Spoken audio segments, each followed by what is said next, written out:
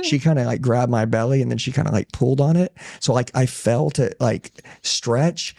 And dude, I honestly was like furious. I was like, dude, I can't believe you. You're so disrespectful. When matter of fact, she saved my life. If you don't take care of your wife, like we take care of each other, we're out. If you're not a good mom or dad, we're out. We fired a guy because he cheated on his wife before. As they stop, I'm going and I'm like, okay, we're good. We're good. We're good. As I get right in front of the truck, he shoots across. Listen, just like he's going to freaking run us over. He just shoots across. What is the most surprising thing that you guys found in Dubai so far? I think a lot of people, especially coming from the States, have a very ignorant conception of, of other countries. And I was very surprised at how fast buildings get put up and seeing all the signs everywhere. I'm like, these people have signs everywhere, like digital signs are everywhere. But I mean, it took us like 3.5 years to build our house.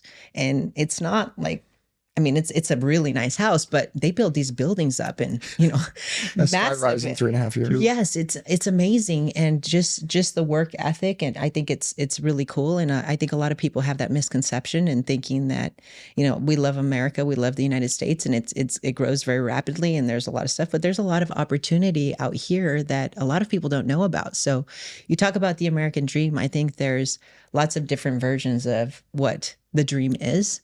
And I think it's a really, really good place for growth. And that's why we're here again. So to me, it's like, there's a big opportunity here in Dubai.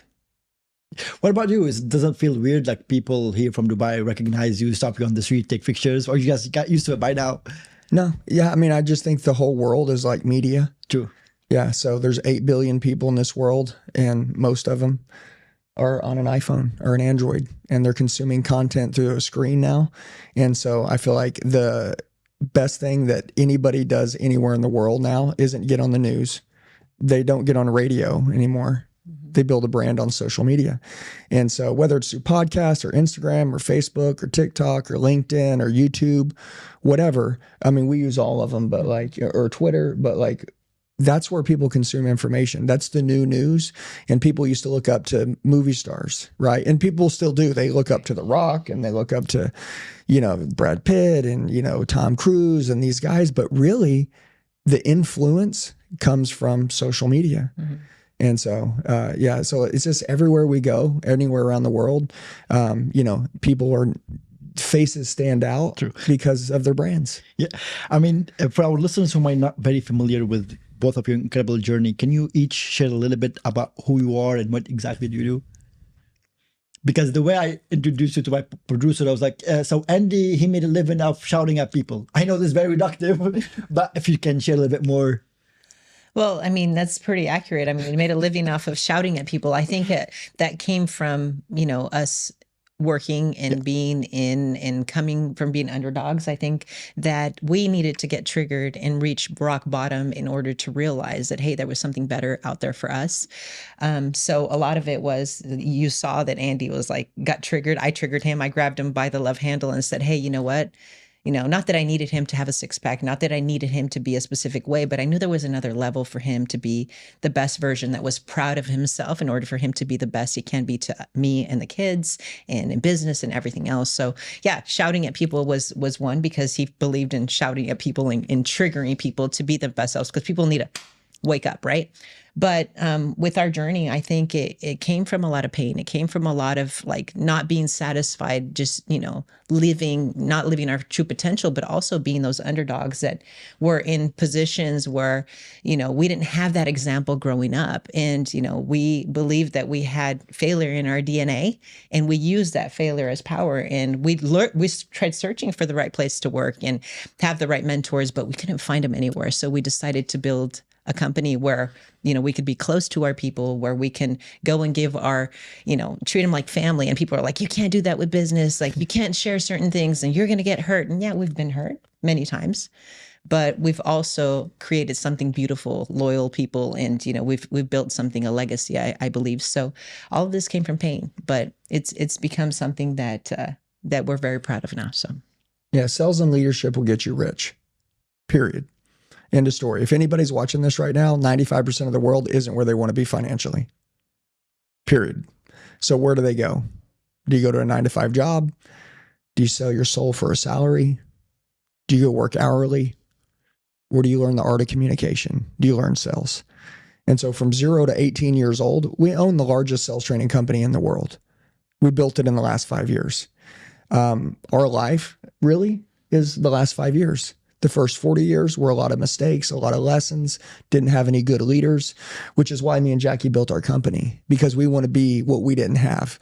We want to teach what we didn't get taught. We want to be the examples that we didn't have.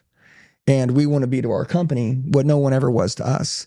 And so we want to have the marriages that we never saw. We want to be the parents that we didn't get to see anywhere else, because a lot of parents chase money and they leave their kids to the side, or they're there with their kids, but they didn't show their kids what a great example is, and they don't show their kids what's possible. I feel like child neglect is not showing your kids what's possible. That's what I feel. And a lot of people are like, I just want to be there for my kids, but don't tell them everything's possible if you're not doing it yourself as their parents. Mm-hmm. And then also I see a lot of people that lose their physical fitness. And I feel like without your health, you have nothing. If I gave you $10 million, but tomorrow morning you woke up and you had cancer, would you give it all away to be healthy again? Yeah. So your health is more valuable than money. But so many people chase money and they're like, one day I'll get back to my health. That's not how it works. Mm-hmm. And so I looked up at 40 and realized I didn't like who I was. And so greatness is found in the extremes. Mm-hmm. I learned obsessed people get the goat life. There's the good life, the great life, and the goat life. And we never had the goat life. And the goat life to most people would be success, like money. To me, it's to be close to God. It's to be a great husband. It's to be an awesome father, right? There's nothing more valuable than being an awesome daddy, being a great leader, looking in the mirror, me being proud of me. Mm-hmm. And then also being a good leader and me being proud of my business. A lot of people make money, but they're not proud of what they have. They just make money. So sales and leadership will get you rich. At 18 years old, I got into sales. I never held more than $5 in my hand at one time. I made $1,700 my first day. I said, this is my way out. So I'm going to get really good at sales. And I did that for about 22 years. The problem is it's a fatherless nation. It's a leaderless nation everywhere, every country. And Jackie, one day I came home and, she was like, hey, me and the kids learned to live without you. And this is when, well, by the way, a lot of families do. They learn to live without their husbands. The reason why is because you're in the pictures, but your mind is still at work. And so I come home and I'm focusing on work and I'm trying to be at home and I'm even eating dinner. I'm even taking pictures. I got my kids over here walking, but my mind is still at work. I'm always, and by the way, I say I do it all for my family, but really I'm doing it because I want to succeed. And I think that succeeding is what my family wants. When really my wife married me because she wanted me to show up as the man that she was going to run through life with. And I was going to be this guy. But over time, we end up pleasing the wrong people. And so many people give everything, got to work and do all these things. And then one day you get fired or something bad happens and someone gets sick and they're not there for you, but they're there. And you start to realize wait a minute, I did all this for those people. They don't care. But the person that, was really there wasn't there. And so basically that was a sum of 22 years in sales. I got really good at influencing, persuading, painting pictures, telling stories, selling ideas, selling situations, learning to be a good speaker, learning the art of communication, which is all sales is, and trying to become a good leader. But I always say, if you can't find it, build it. Mm-hmm. And so when I quit my job, because Jackie's like, me and the kids learn to live without you, I realized that the industry that I was in, which was a leaderless industry, I needed to, there's a saying, Tony Robbins' mentor was Jim Rohn. Mm-hmm. He said, work harder on yourself than you do on your job. And I worked for 22 years on my job and I didn't work on myself at all. I would quit my job at the age of 39 years old. I'm 45 today. And in November of 2019, I quit and I decided to start spending money on me, which was an investment, me, myself as a human being. And I would build the Elliott Group. Mm-hmm. We together would build her to be a new woman, me to build a new man. And we would prove, so you want to know what the Elliott Group has. We have the world's largest sales training company. We build leaders all around the world. But I don't like rich people. A lot of rich people do business with us. I'm after the underdogs. I don't like stuck up people. I don't like people that think they're better than other people. And I don't like people when other people screw up, they say, hey, you're finished. I am a Christian, so I believe in doing and being reborn. I believe that the old is gone, the new has come. I believe that people can make mistakes and they're not defined by the mistake and they can come back, because I made every mistake in the book. And the best leaders, just to finally tell you why our company is blown up, how we built a 9-figure business, why we get hundreds of millions of views every 30 days on social media, is because we give cold, hard truths. We don't care about kissing anyone's butt. We don't care about anyone liking what we have to say. We've lived right and we've lived wrong. And after doing it all, you realize that, man, you know what? You got to betray people so that you understand you don't want to. You have to be betrayed to understand that it sucks. You have to hurt people, and then you have to be hurt. You have to love people. You have to get screwed over. You have to screw people over. All of these things have to happen for you one day to realize, you know what? All of this had to happen so I could realize exactly who I wanted to be. And so I decided at 40 years old to live a life of human excellence. That's it, until the day I die. And by the way, we still make mistakes every day. Yeah. And when we mess up, we fess up. And we tell people, we're like, dude, listen, we're not perfect, but here's what we tell you. Our heart's in it. We have tons of passion. And when you see me yelling at people, you know what I do? Honestly, at the end of the day, I'm just pissed off that no one yelled at me a little sooner. So I could have got my stuff together 20 years earlier. Okay. But no one cared about me enough. And by the way, if you look to your left and to your right, if you're out of shape, if you're freaking not taking care of your family, if you're not earning the money you want, and no one's speaking up, you don't have anybody around you that cares about you or loves you. And so if I'm the guy in the room that's telling you the truth, maybe I love you more than everyone else that's letting you stay the same and get your butt kicked. So don't be mad at me. I tell people all the time, Jackie told me the truth. She pissed me off. I looked in the mirror. I owned my shit. I made a decision to change my life. Look where it went. Imagine if my ego would have gotten in the way and I would have been like, screw you. You called me out? No, she called me up.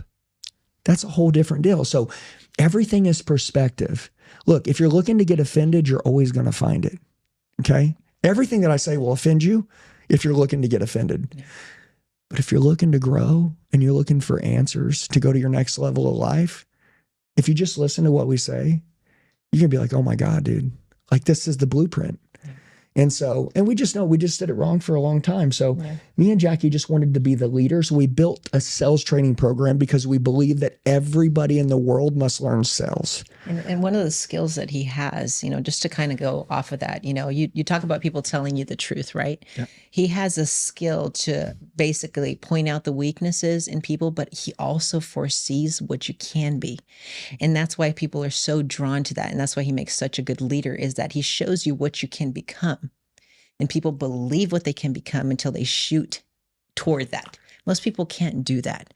So we talk about being direct. You earn the right to be direct, right? If you're just direct and you just say what you want, you know, to hurt people, and you don't really care about the other person, you just come across as being the bitch or the asshole, right? Or whatever, right? And especially in leadership. That's why a lot of people get, you know, mad at managers. We believe in teaching people and triggering them, but also showing and painting that picture of who they can become. Yeah, we wear our heart right here the whole time. Our heart's on our sleeve. Yeah. I mean, it's out there. We've owned every mistake we've ever made in our life. Right. The enemy, when you try to change your life, what he'll try to do is use your whole past on you to say, look at what you did. You know, people like you don't make it. Dude, listen to me. We emptied the enemy's gun right out the gate. When I decided to change my life, I said, dude, I made this mistake, that mistake, this mistake, this mistake, this mistake. And I guarantee 100% of these people watching this right now, they've all got skeletons in the closet. You've got them. I've got them. We've all got them. And people hide from them forever. I'm like, no, dude, listen, if you're going to be a good leader, you own it. And you say, dude, yeah, like I'm the comeback kid. I'll come back from anything. I don't care what it is. And anyone else watching this can come back from anything. Anything. The biggest embarrassment on planet Earth. You can come back and end up being the greatest. In the Bible, the Apostle Paul was the Christian killer. He was Saul. And no matter what religion you're in, he is Saul, and he turned to Paul.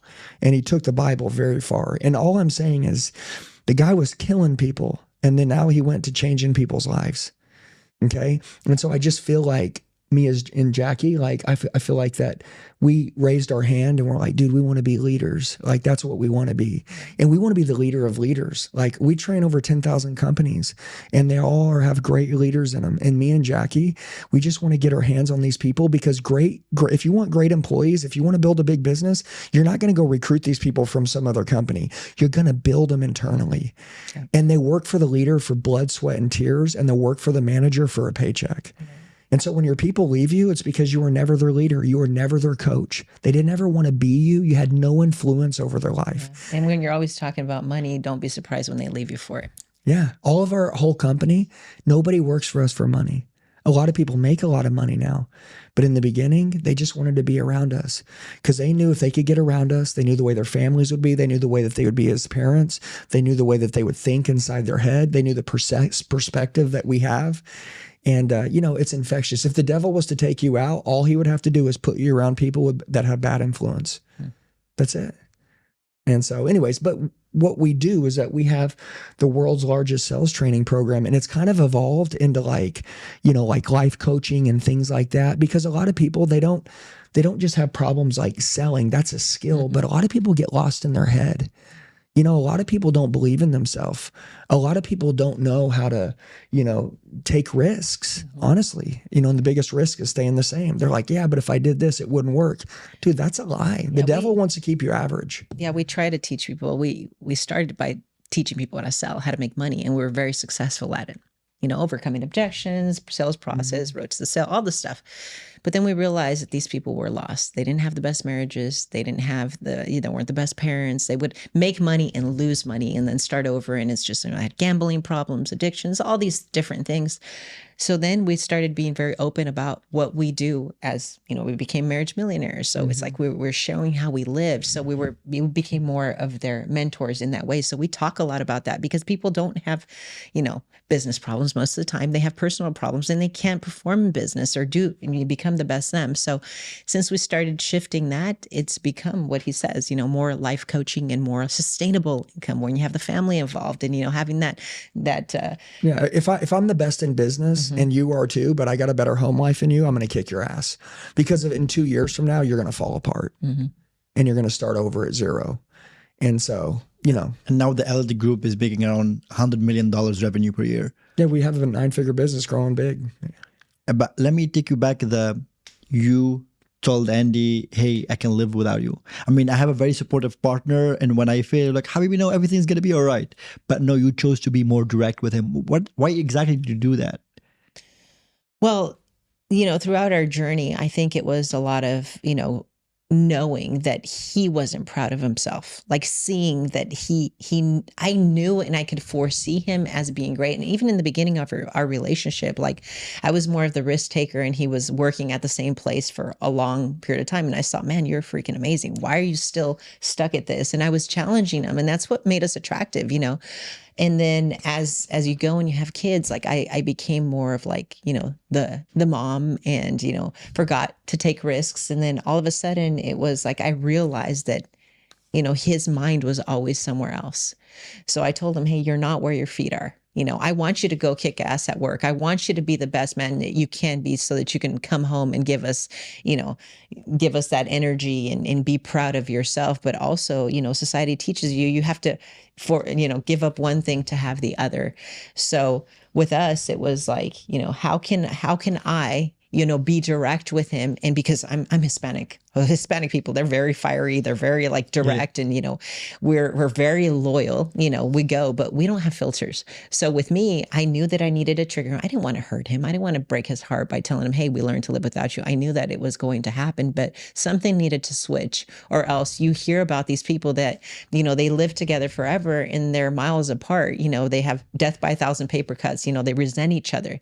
And there was a point where honestly, like I was starting to resent him. Like it wasn't, you can be the best looking person in the world, but if you don't have that connection, you start to resent each other. And, I was starting to get angry a little bit and seeing that he wasn't the best person that he can be. He wasn't, he was always a good dad. He was always a good husband. Like we never cheated on each other. You know, he was there for us. He didn't go out and drink with his buddies, but I knew there was another level in him. And that's why we got married, because we challenged each other. And I just needed to piss him off. And I knew that he was going to come back, and it could have gone one or the other, right? Yeah. Yeah. But you know what's crazy though? She was right. Man, that's a Watch. hard to admit, man. No. Listen, I was making $2.5 million in 2019. MashaAllah. I had a good life. If you want the GOAT life and you have somebody next to you that says, hey, dude, you're qualified for the GOAT life. Wake up, wake up, wake up. Don't get mad at that person. Say, thank you, I owe you. She woke me up. I needed to get pissed off. I needed to get stirred up. You don't have any passion? You're dead. I was dead for 40 years. Last 5, I've been awake. Yeah. I've been alive. I'm going to tell you, there's a lot of people watching people on social media, and they're wondering, man, when am I going to get my turn?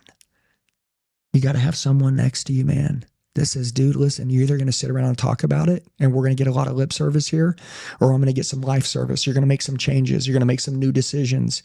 You're going to start taking risks. You're going to believe in yourself differently. You're going to start changing and then never change back. Here's what I'll tell you. Lost people don't know they're lost. In 2019, when she hit me, I didn't know I was lost. I thought I was doing better than most. She's got a purse full of cash. Our cars are paid off. Our houses are paid off. Shit's good. Everybody that said I wasn't going to make it, I proved them all wrong. I'm sitting here. Dude, the devil had me in comfort. And that comfort, my mind was being occupied by nothing but business. Well, what about being close to God? That was always important to me. Didn't have time for that. What about physical fitness? What about me looking in the mirror and being proud of me? Dude, didn't have time for that. Dude, I'm shredded right now. I'm in great shape. I am telling you, like, dude, I take very good care of myself. I'm 45 years old. I feel like I'm 18. I was never like this.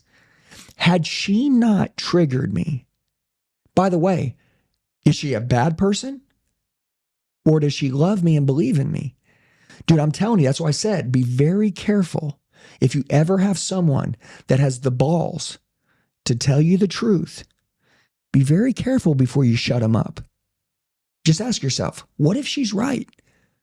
What if I could be ripped, shredded, jacked? What if I 50x my income? How did that happen? Well, very simple. I didn't love me. I wasn't very good to me. I was bringing home leftovers. You say, well, you're making good money. Yeah, but I was going home a trash can. I was exhausted. I was tired. You know, my intentions changed. When she checked me, the biggest thing that changed, my whole life, I helped a lot of people make money, but I never changed anyone's life. I never did. And if anyone has ever helped another human and changed their life, you know the way it feels. I never felt that. And when I started to change, I was living proof to others that had seen me live, that they were like, dude, you're changing my life because I'm watching you change. And I was like, man, that feels good. You know what I learned though? This is a big one, that everyone that I knew in my life, those wouldn't be the people that would support me. Those people, because they put a box around me and they figured out like who I was, what I did, they saw my whole life. Those people didn't believe in me. Those people laughed at me, mocked at me, made fun of me, even my family, all of them. But I will tell you this, the new people, after we would change, millions of new people would say, dude, you inspire me. I look up to you. You're the example I always wanted. So I'm going to say this, when you go to change, there's this like purgatory phase where it's like in between heaven and hell, where you're like, what are we doing? Where you outgrow everyone you've ever known and you're alone. We were in the dark. We sold our house. She sold our house. She sold our furniture. She sold everything. We slept on mattresses for 2 years in the dark. We didn't really tell anybody. And we didn't tell anybody. No one knew this. Wow. That's a big thing, because a lot of people. And we never complained. This is a big deal. Like we never told anyone. A lot of people are like, oh, I'm making sacrifices. Buddy calls you. He's like, I just sold my car, man, because I'm trying to be an entrepreneur. Hey, dude, shut your mouth. Why don't you go create something out of your life and become who you want to become? And then you can tell the story when you make it. But so many people try to tell the story along the way and they're just victims. Yeah. We didn't tell no one. Yeah. We decided to make these sacrifices. We had the big house that probably belonged in a magazine, you know, that was like everything was paid off. I mean, in our house, everybody come in. Oh my gosh, we worked so hard to get that, like so hard. And when we decided, which it was when I saw that we wanted this so bad to change this life, we knew it was going to take everything we've got, you know. So we went and we rented a little tiny house. We sold all of our furniture. We went and slept on mattresses.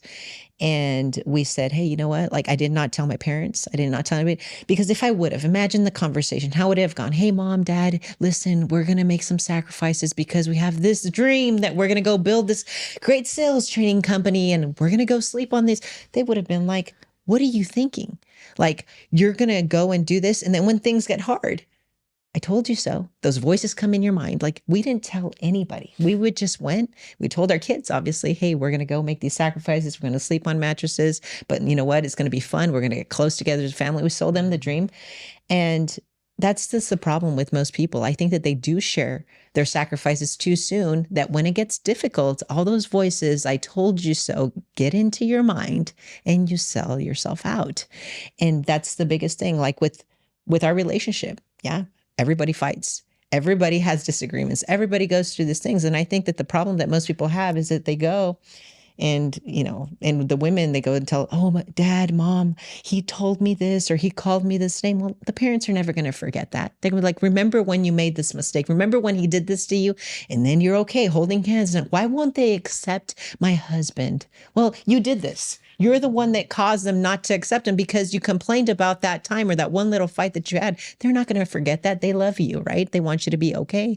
But your family's going to, you know, always remember the mistakes. Never told her parents anything negative about me. They think he's perfect. Oh. They think he's like an angel. But this is the key. If you want to have a great marriage, like most people don't know how to have one, never bring up the past. Mm-hmm. There's a lot of men that are watching this right now that'll say, hey, I want to change. Right. Like, I want to change like he did. Like, I'm going to change. But if your wife just keeps reminding you of who you were in the past, you can't. The one thing that Jackie did, and I would say this for any woman, is, and this is important, is when she saw that I was committed to this new version of me, that version of me hasn't lived out yet. I wanted to be this man, but there was no proof that I was this new man yet. But she said, hey, I see where you're going. It's like telling your kids, I believe in you. You're not a bad kid. If your kid makes a mistake, you're going to say, you're a bad kid. No, you say, you're a good kid.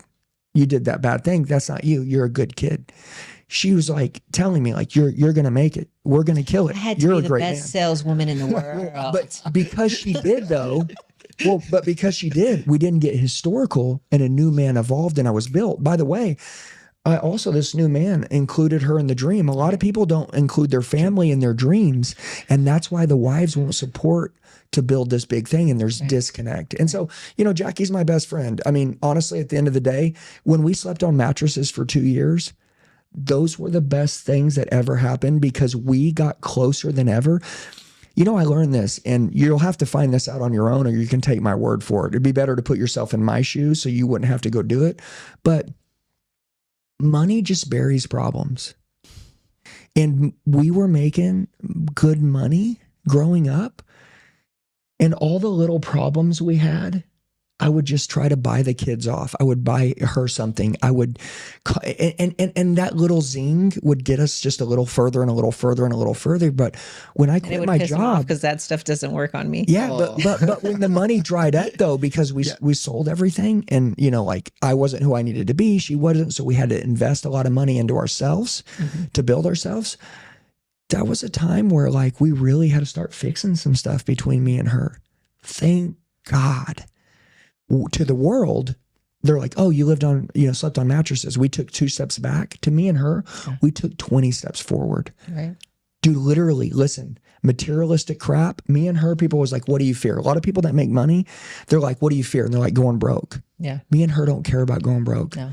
We love nice things. Don't get me wrong. Yeah, we're not afraid of it. We're not afraid of it, dude. Totally cool. But we're not afraid of it. It doesn't define what we have. We're already rich. We're already marriage millionaires. Dude, our kids, I got 3 beautiful kids. We're best friends with them.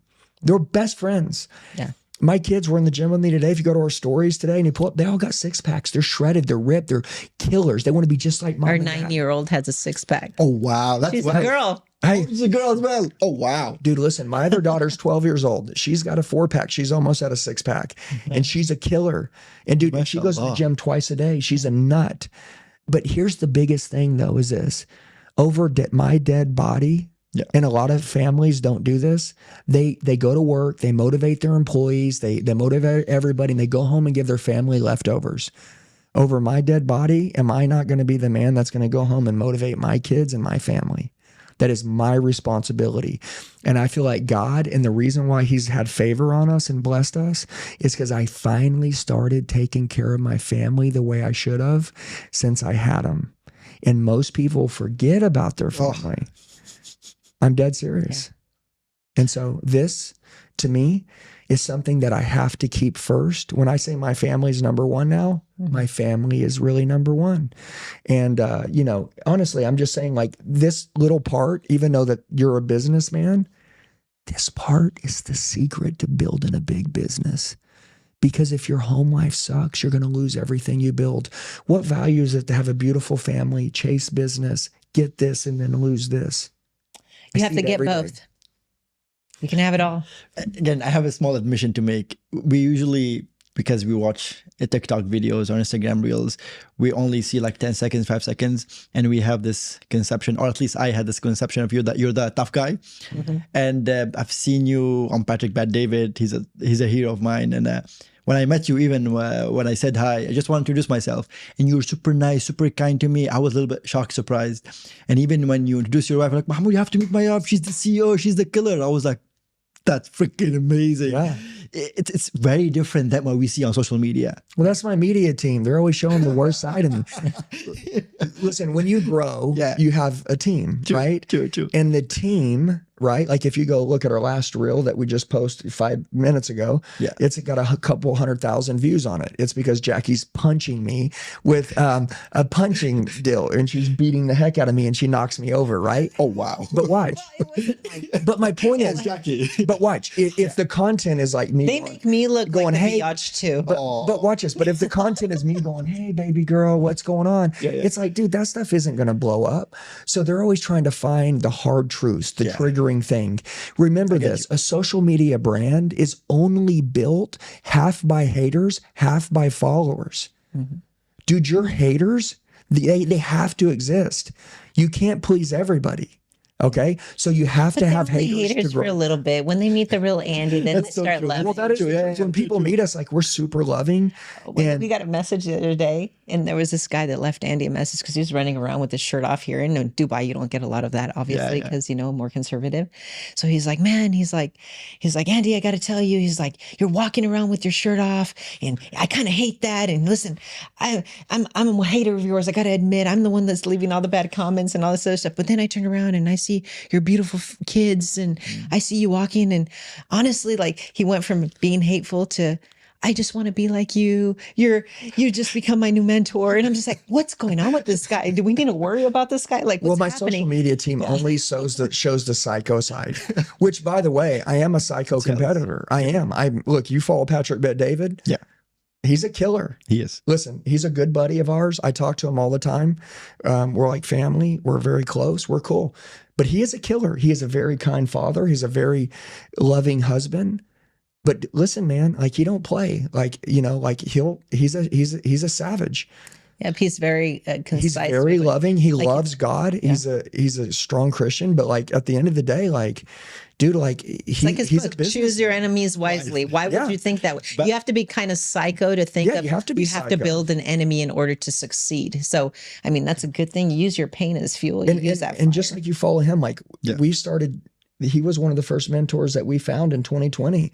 And everything that I just said was his future truth, which you hear, like, call out who you want to be, even if you're not it. Become that person, believe you're that person, act like that person. And in a due time, that lie that you told yourself will be the truth. And me and Jackie looked up and we were that truth. I mean, I remember making videos for the first 2 years on social media, and there was nobody liking them but Jackie. There was no one. And then one day, it was pretty awesome. He would show up. Okay, so he would make his I was videos. scared to death because like this is all new. It is. But he would wear, first it was like, obviously now we have like Elliott shirts and stuff like that. But when we're still trying to figure it out, he had his tie on with his shirt, but he was shooting them in his underwear, and people don't know that. Nobody knew I was in my actually underwear. in his underwear, Bro, because he I felt would like be naked all the time. from the waist up. So he felt like he had to like look like the salesman, the sleazy, sales guy. But he's all dressed up here, but down here, You had a tie. Yeah. I want to tell, but I want to tell you about the tie thing real quick because this is important to anybody. If anybody wants to build a real brand, in the beginning, you try to fit in. Yes. It's the worst thing you can do. Okay. I want to explain. We learned a very big lesson. Grant Cardone, all these guys got their ties. They got all these things. I thought in order to be in business, I had to be like that. If you're watching me, you see I wear short shorts, okay, which is how I like to dress. I like short shorts. I don't like to wear a shirt and I don't like to wear shoes. That's what I don't like. I'm a very good salesman. I can close anyone. I can be a great leader. I don't need a dress suit to do it. I believe in me that much, but I thought I needed these things. And one day I was like, dude, you know what? Screw this shit. I'm like, I'm going in a black shirt. I'm going black ops. I'm wearing an Elliott shirt everywhere I go. I'm like, this is how I'm going to roll. I'm not going to be like one of these rich guys that made it. I'm going to go fight for the underdogs. I want to look like I'm like freaking in a Navy SEAL, Delta Force, Green Beret. Like I'm going to get jacked. I'm going to get shredded. I mean, I'm honestly going to like, I've never been in the military, but I'm going to operate militant. I decided that this was the way I was going to be. And I want to tell you, fitness changed my life, which I don't sell fitness. Okay. So let's be completely clear. When I say you need to take care of yourself, to me, it's the foundation of a new identity for a new life. If you look in the mirror and you see a new you will operate differently, period. Hands down. You'll feel different. You'll feel self-esteem, self-belief, self-confidence. Yeah. Try to sell anybody, try to sell anyone the dream, try to walk into any room and have moral authority. Without those things, you're screwed. People will respect you when you take care of yourself. It's the truth because it's hard to do. And so I can see someone across the room and I can respect them because I know they make good decisions if they take care of themselves. I wanted to take care of myself so much that when I finally started to do it, our success started to go up. We started to make good money. I started to be a better man. And I was like, oh my God, like I'm not selling fitness, but I want to tell everybody that like step one is start taking care of yourself. Like when I like me, like I love everyone. Like I'm a better man. I'm better in sales. I'm better to my wife. I'm better to my kids. I process information better. My mind works clearer. I'm on a new freaking level because I took time, oxytocin, serotonin, dopamine, endorphins, these chemicals, this biological reward. When I hit the gym in the morning, I get to feel this energy all day long. I'm like, try it out, try it out, try it out. So I built this killer training system, this killer training program that was showing people how to rock it. But I took my shirt off and I started telling people, this is like 4 years ago, that like, guys, I'm telling you, start working out, men, women, like start taking care of yourself, be a business athlete, right? Like this is our adult sport. Hey, you don't play a sport right now. You're freaking in business. Look well, take care of yourself, right? They didn't like that. I had a lot of companies call me and say, if you take your shirt off again, because we allow you to train our company, but if you take your shirt off again, we're gonna cancel the training with you. We lost a lot of people by being us. So me and Jackie had a decision. I always wanted to start my business. I tried back in 2010, 2011 for a minute, and I did it for about 6 months. But then I went back to work for a company because I was traveling all the time. I wasn't home. She helped me open an LLC, and then I went back into the corporate world again. In 2019, 2020, I would come and revisit my business again. And this time I wanted to try it. And then it started working. I started making money. But because I wanted to share everything, Jackie's always like, you always want to share everything. Because I want to tell people the truth. Like, hey, you want to know like the bullcrap lie how I got here, or you want to know the truth? I started taking care of me. I believed in myself more. And the more you believe in yourself, the higher you're going to go. That's the game. And you got to learn skill and all these other things. Yeah, but like you got to like who you are. You'll never out-earn your own self-worth. My self-worth was crap. Finally, for the first time, it was there. And I believed, I'm like, I can pull this off. And then now I get these businesses saying they're going to cancel me. And so I had a choice. Golden handcuffs. What do you do? Did you fold? No. We let them cancel. We let them cancel. You know what we decided? We're going to be who we're going to be, and we're going to go find our people. Today, we have tens of thousands of companies training with us who love us, who love how we teach their team that they do have to take care of themselves, that the goal is to take care of your health. Why would you not want to? You can't lose sight of that. But also the skill side, like, dude, we're a good example for people. I love my wife. I love my kids. I love taking care of people. I say, don't lie, keep your word. I say it doesn't matter who you were in the past. All it matters is who you want to be now. Let's go get it. I mean, dude, you're a crappy leader. If you tell people, hey, man, I know what you did, dude, everybody, if that was it, everybody's done. We're all finished. The alcohol, you can't, teach somebody to stop drinking or quit being an alcoholic if you weren't an alcoholic at one point in your life, right? Yeah. You have to make sure that they know what you're going through. Yeah, dude, if you're an alcoholic, right? And this, we always say this, but like, would you want someone who was an alcoholic, but then beat it to be the one to show you how to beat it, or a guy that's never had a drink? Yeah, I got a problem. Yeah, but I've never had that problem, but let me show you how to go get it. Hey, let me show you how to fix your marriage, but I've never been married. I'm not listening to your crap. And you remind me in my MBA, it's the teachers start to teach me how to build a business. They never build a business. That's what I'm talking about. Jump. You have all these teachers that aren't making money and they're teaching you business at business school. Yes. Like, I'm like, what? It doesn't even make any That's sense. like when I started this by saying you have to betray someone and then you have to be betrayed to understand that betrayal sucks. You have to feel both ends. Yeah. Or You have to lie. Rock bottom. And Yeah, you have to lie and you have to be lied to. You have to be a good leader and you have to be a bad leader. You have to go through all this. You have to hurt someone. You have to have someone hurt you. You have to feel all of this so that you can make a decision to say, hey, man, I have been through hell and this is who I want to be on the other side. Well, you protect it with your life. Yeah. And honestly, and by the way, if you haven't really felt this stuff, dude, you'll have no passion. And if you have no passion, no one's going to follow you. The number one thing, if you want to build a brand, is you got to have influence. And people, the eyes are the window to the soul. They can look right in people's eyes and they can tell if you're full of shit, okay? Or if you really mean what you say and you're really going to do what you're going to do. And so when we changed, we were like, dude, we're going to live the rest of our lives like trying to help other people. Yeah. And we never knew that it could create like economical like income like we have now. But that wasn't why we started it. And I think if your intentions are in the right place and your heart's in the right place, I think God can do some really big stuff with you. Yeah. But even when he was a little bit overweight, you kind of pulled on his love handles and told him, hey, you're getting too comfortable. Well, I didn't want to hurt him. I mean, let's just set that straight. But I knew that I needed to trigger him in order to become that. So there were conversations, there were fights along the way. There was me trying to find a way for him to understand. I knew that he wasn't proud of himself. I knew that there was another level in him, but how can I get it through to him?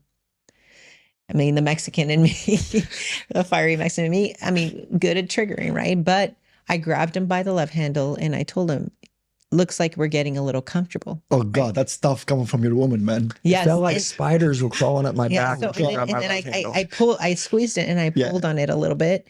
So he felt it and he's like, what are you doing? And I did piss him off. He went into the garage and he got pissed off. He shaved his head thinking he was going to come out a different person, by shaving his hair. He worked out for like 3 hours and and he just wanted it so badly, but he came back. And it's so interesting with Andy, the way it is. Like, I know how important fitness is to him and was to him. And he wasn't giving himself that time. See, a lot of women, they complain, oh, my husband spends too much time in the gym or anything. Well, if he's coming home and he's not spending that time, like with me, I'm like, hey, listen, I know you're going to come back in a better mood if you do go to the gym, right?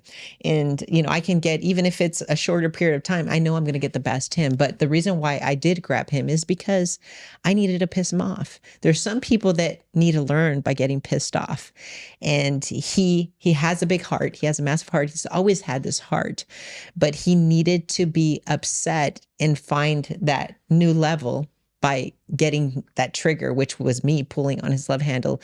And when he came out of that garage, and he really was able to release all those endorphins, hitting that exercise, he came back and he said, you know what, you're right. I apologize. I am not proud of myself and I need to be. And he told me one thing that was like, hey, I need you. I need you to help me become that man that I need to be. And I know that you believe in me. That's Even a when lot of courage. Oh yeah. So it did take a lot of like dropping the ego, but you know, he also knows that I love him more than anybody else in the world, right? And he knows that I'm extremely loyal and there's nothing I wouldn't do for him. So it's like if somebody's going to trigger you, it has to be somebody that loves you and that foresees that other person. So yeah, it took a lot of courage on my side to be able to tell him that, because it could have gone one or two ways, right?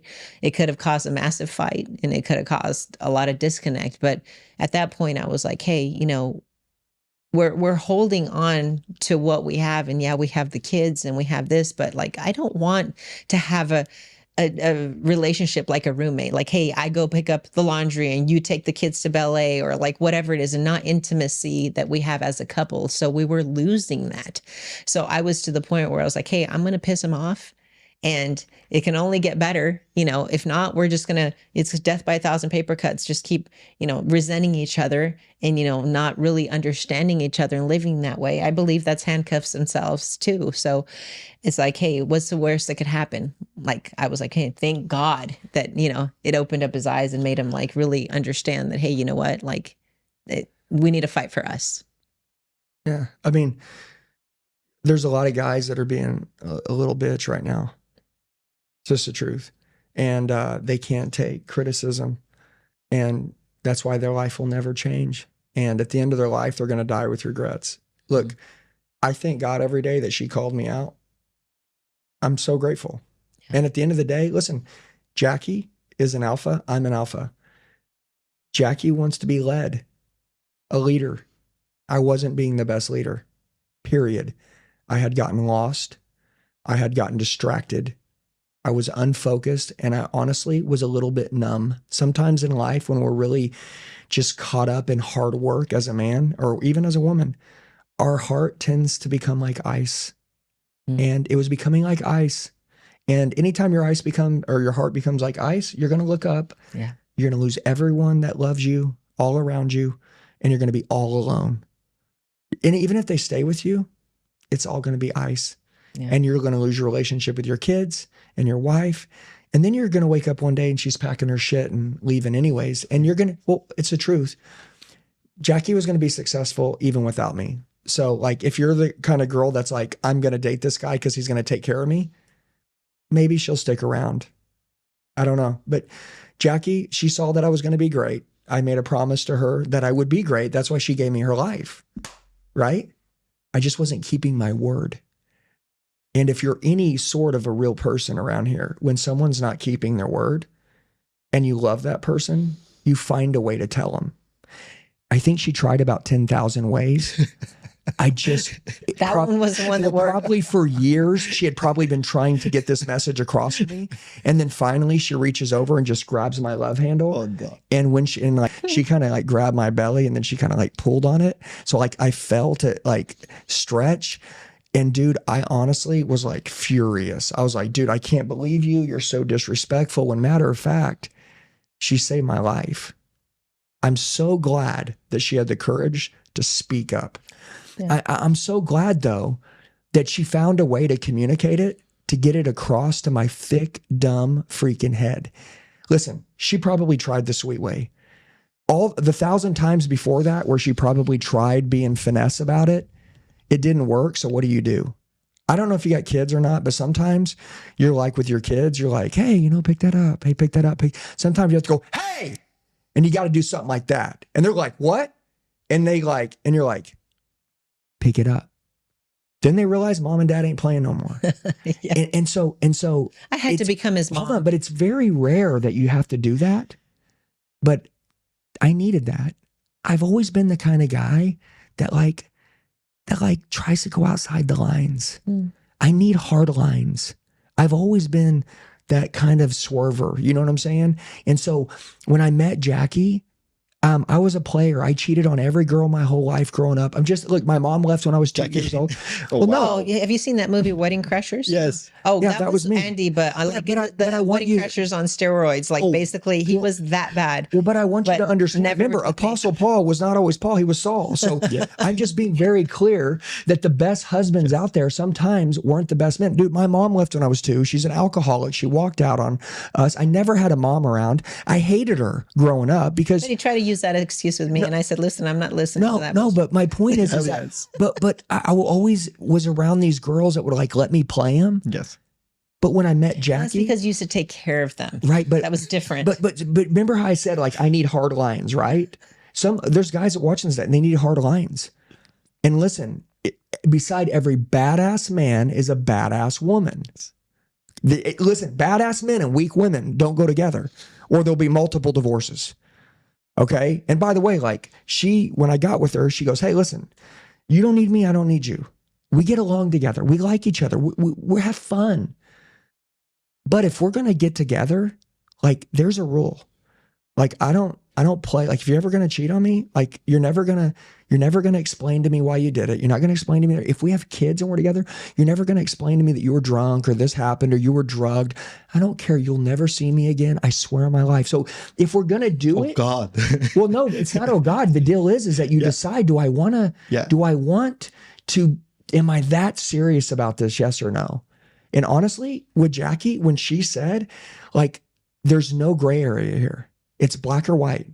It's either we're not together or we are together. But if we're together till we die. And if we're I'm that not, stubborn person it's that no keeps big my deal. word, which is really scary. But you know what I loved? I love seeing the independent woman. I love her not needing me. I love her wanting me. I love that. I love that she doesn't need me. You know why we're a power couple? Because Jackie's very smart. Jackie is witty. She's going to make it on her own. She was in sales when I met her. She was making a lot of money. She had 3 or 4 houses. She was 24 years old. She was doing really well. She had all the cars. I was 26. She was doing better than me. But you know what? It wasn't about money. It was about, I knew that she knew what she wanted. Okay. And she was like, if we're going to do this, we're going to do it. If we're not, we're not. I'm not going to beg you. I'm not going to kiss your ass. It either works because it's amazing or it doesn't work. We're not forcing nothing. And I loved that straight directness. And I never had that before. And I love that she didn't need me. Like she didn't need me to take care of her. She didn't need me to pay her bills. She didn't need me to do anything. She was going to be fine. She was kicking ass on her own. So for the first time, I was like, dude, wait a minute. That's a power couple. Like she's a killer. I'm a killer. We're together. Now in the beginning, we clashed. Oh my gosh. Right? Because we were like both fighting to win. And We're then we fighting realized for territory. Yeah. But we realized if someone wins, no one wins, Yeah. right? Like you don't hurt the person you love. But we figured these things out, man. But I'm trying to tell you that her giving me hard lines at certain times in our life has allowed me to catapult up. If she wouldn't have given me like those hard, direct truths, which I've known she was like that from her 20s. We've been together 20 years. MashaAllah. 20 years. Yeah. So, but my point is, so when she lays down like this, one thing that you must understand about women is women have a really good intuition.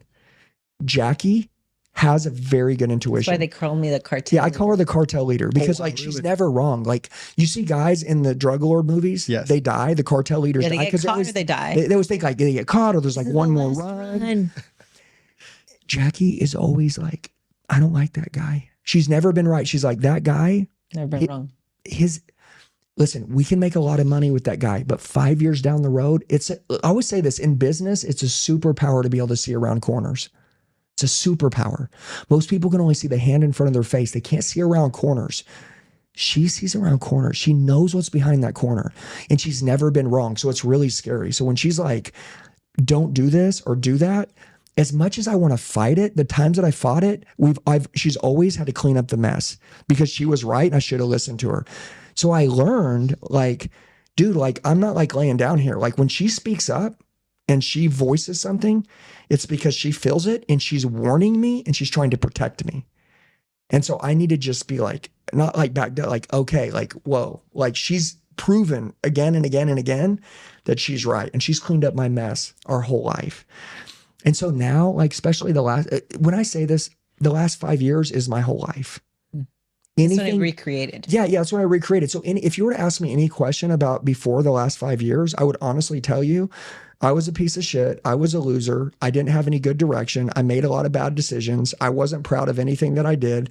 And all that stuff, I probably did every bit of it and 10 times more. But you're not going to meet that guy. That guy's dead. That's why when you met Andy, you're like, who is this guy? Yeah. Yeah, he was super sweet. And I love the fact that he was championing you. He was like, Mahmoud, you have to be the CEO of our company. You have to meet my wife. And I love this energy.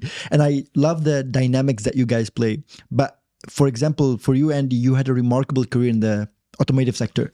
And before the Elliott Group, what kind of lessons that you carried to the Elliott Group? Just everything I named on this whole thing. Sales and leadership. Yeah, I mean, sales is the art of communication. Sales is influence. Yes. We built a brand based off influence. I think I learned standards. I mean, I created a new set of standards that I didn't have. One of the biggest things that I would tell you, I didn't carry, listen, I'm going to be honest with you, I didn't carry a lot of things into it.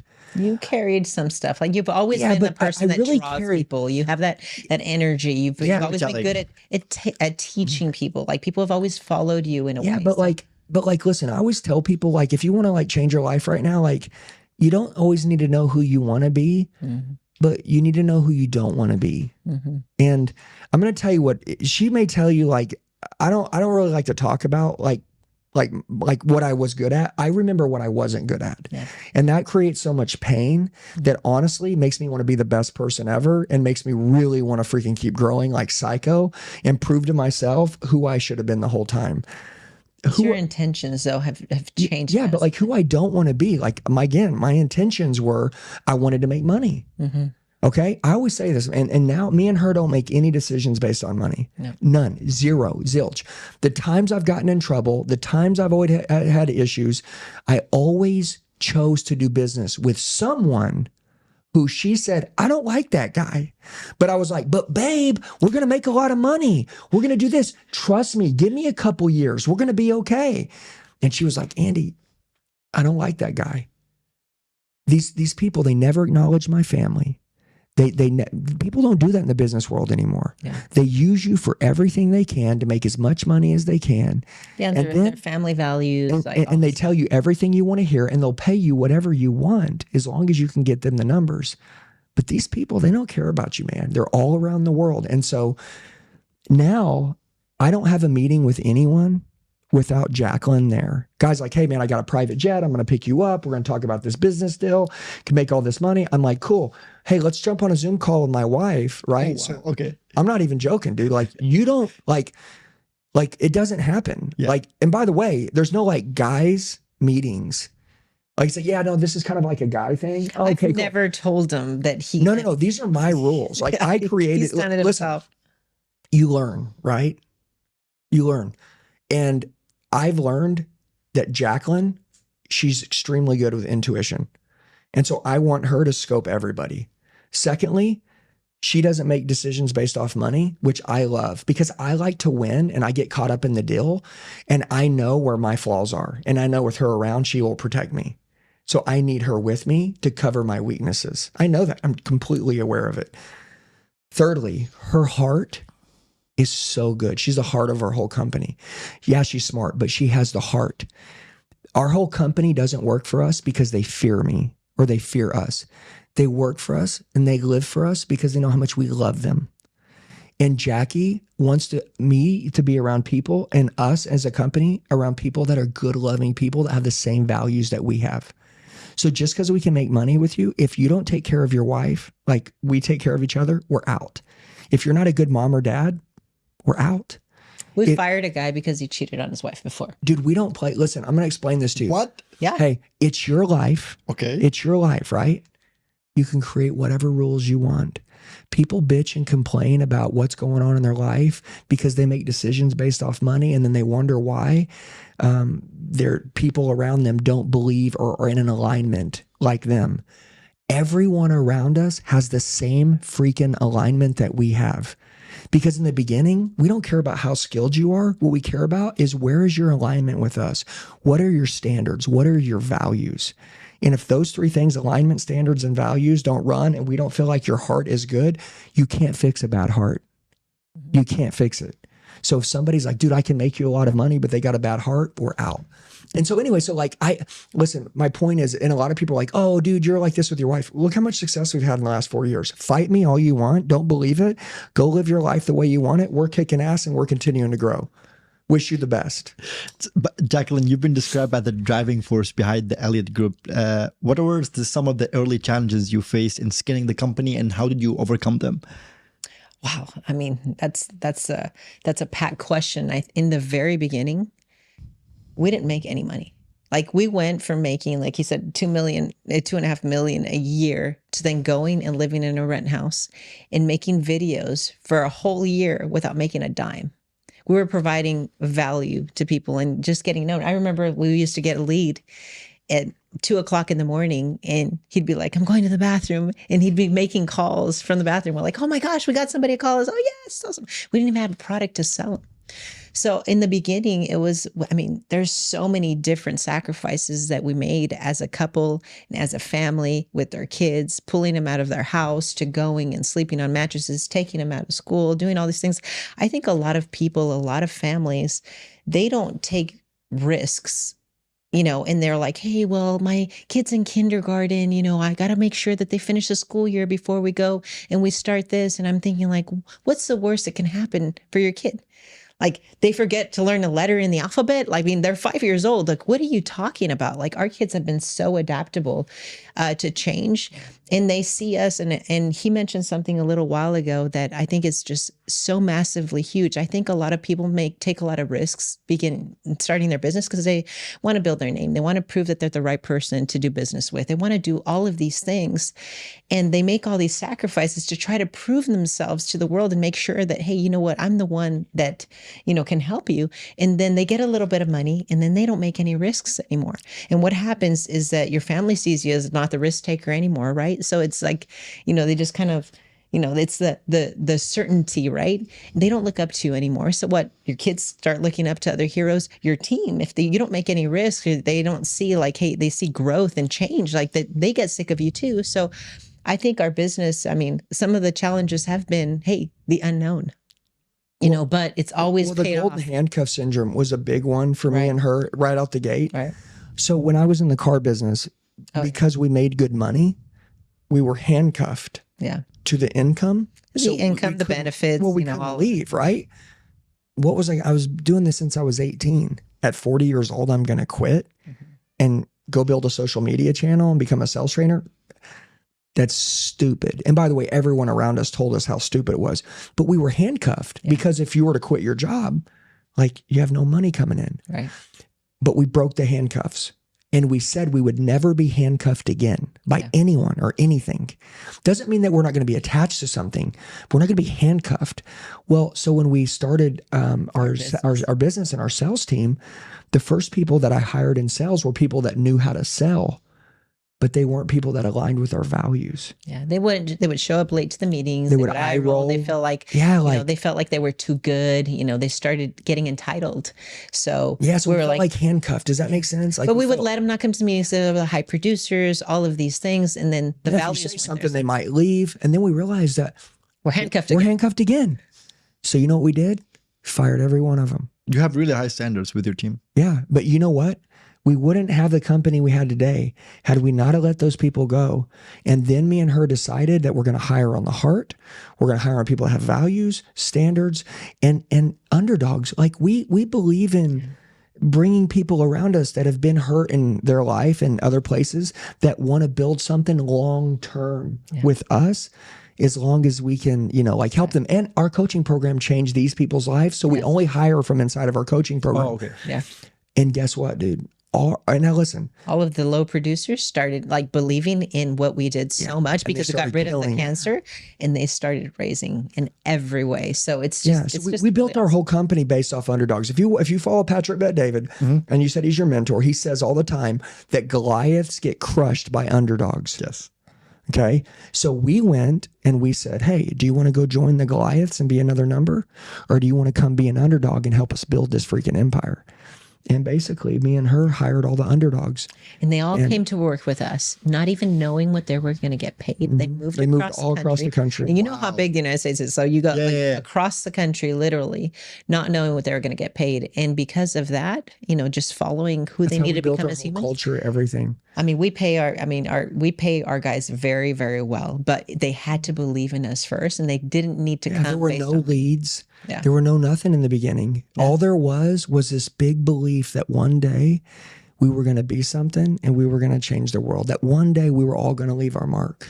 Yeah. Preparing for this interview, I've contacted a few of our employees, a few of our salespeople, and when you speak to them, they all have a sense of mission. They all have like a sense of urgency, and they're all sharks. They're all killers. How do you guys pick for this, or you guys develop them? Develop. Really? We develop them, and they believe, and we don't talk about revenue. We talk about lives changed. Yeah. So if you get our revenue board, it says lives changed. That's what it says. And I mean, very inspiring. Yeah. And by the way, a lot of people are like, save that shit. Let's go make some money. That's fine. But don't bitch when all your people leave and there's no culture and nobody wants to be you and you're not the example. Right. I always say this, people will choose their mentor over money. Right. Okay. People will choose their mentor over money. And so if you're in business, if you're just the boss, you're the manager, they're all going to leave you at some point for someone else that inspires them that they want to be. So me and Jackie vowed, number one, to never let our team outgrow us. Me and her, we're students of the game. We grow every day. Patrick Bet David, you said, he has the vault. Last year, we brought 140 of our people to the vault last year. I had the largest team there. Oh, wow. Okay. Yeah, I've been on the stage the last 3 years at the vault. And I want to tell you that. We're the best students. I sit right up front at the very front. We are the number one student. I win in everything. His Manect, anything that he has, I've stayed number one in everything, super heavyweight every month. I don't lose at anything. And the reason why is because I'm a psycho competitor, but also because we fight for the underdogs and we stay a student. Mm-hmm. And so, we can't train people, on saying how much, self-improvement and investing in yourself, is when we're not living it. So if we want them to be the best students, like we need to become the best students first. So we're constantly growing and growing and growing. So our team, the reason why they're sharks and killers is because they're constantly growing too. And I have a saying that I say all the time, don't be a fraud. Mm-hmm. Don't be a freaking fraud. Don't come in here and freaking tell these people they can change their life. They can have it all. They can be a great example. And then you're a fraud. Yeah. Like you're not really who you say you are. My biggest fear would be losing my edge and like letting this die off because I got comfortable. That's why I'm telling you, and this is the best advice anyone can ever get. As you increase in revenue, maybe accolades, people see you and they're like, oh my God, there's Andy or there's this. A lot of people lose their humility. True. And then as they rise and they make more money, they forget about God. And God will humble you and he'll bring you back to your knees. I promise you, every time. And so it's a superpower. If you can rise and stay humble and live in humility, it is very rare that anyone can do that. Mm. And if you can do that, that is the long game. He will always protect you. Yeah. There's another thing that I love about you, which is you don't have anything to hide. And especially navigating controversies can be very challenging. And you openly discussed the FBI investigation and what did you learn exactly from that experience and how it shaped your approach to decision making. Well, two simple things, and it's very easy. Jackie told me not to go work for this company. No way. Oh, that's why you trust her all the time now. Yeah, I mean. But, now talking about those kind of things, I mean, those things needed to happen in order for us to be where we are right now. It's a great way to think about it. We needed to it's the only way to think about it. We needed to betrayed. We needed to make, bad decisions. I could have been the wife that's like, man, I told you, like, you should have never done this. And I could have never, like, believed in him. And the thing is, like, when anybody asks us about that, I'm like, man, like, I'm glad that we went through that because we needed that. We needed to get humbled down and really understand who we are. I think our relationship has gotten closer because of it. I think our relationship with God has gotten close because of it. I mean, our kids know about this stuff. We don't hide anything from our kids. We want to make sure that we're as transparent and we want to show what the comeback kid looks like. We want to show that, yes, we were those people, but we're not those people anymore. We want to be able to attract the person that has been in jail before, or that has done something bad, has been judged by anybody, that there's a possibility for you to turn your life around. And we wouldn't be able to preach what we preach right now if we hadn't gone through that. Yeah, we didn't want to be the perfect. Isn't that God? Right? Like, isn't that like what a good leader does? Is that they tell someone that like you can change. Right. I feel sorry for anybody that believes that like you can't change anymore. That would be the worst thing that ever happened to you. Mm-hmm. And so that's why like we give like demons like migraine headaches, because like honestly, like, no, because you're not going to occupy any space in my mind, because we're so unreasonable. We're so delusional. We are brainwashed with the fact that your greatest responsibility in life is to be in control of your own thoughts. And we believe that we're going to do really well, and we're doing like God's work, and like we're helping people, and we're being the example. And you know what I'll tell you? Yeah. Two things. One, I'm back on that deal, is that I shouldn't have worked for this guy. He was a bad person. He was shitty to me. He was shitty to everybody. He was a horrible person. He was not my friend. He was not my buddy. This was a guy I worked for, and he did a lot of stupid stuff, and they came after him. And because I ran his company, they came after everybody in charge of his companies. That's the way these things go. And I went home when this happened, and Jackie told me, and I remember this. That's why I said I listened to her. She goes, the truth will set you free. You're not going to lie. And what's crazy is that this owner told everybody, you got to lie, you got to lie, you got to lie, because I'm going to keep you guys out of trouble as long as you lie. Everybody that lied went to prison. You know, the only thing that saved my life? Telling the truth. I didn't lie. I didn't lie. I'm going to tell you something. And listen, if people ask me, how do you know God's real? Because I saw him show up at this time in my life when everyone didn't believe in me, and she stayed believing in me.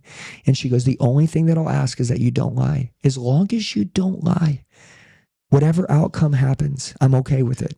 Just don't lie. Don't lie, don't lie, don't lie. We're asking for God to favor our life. We're going to change.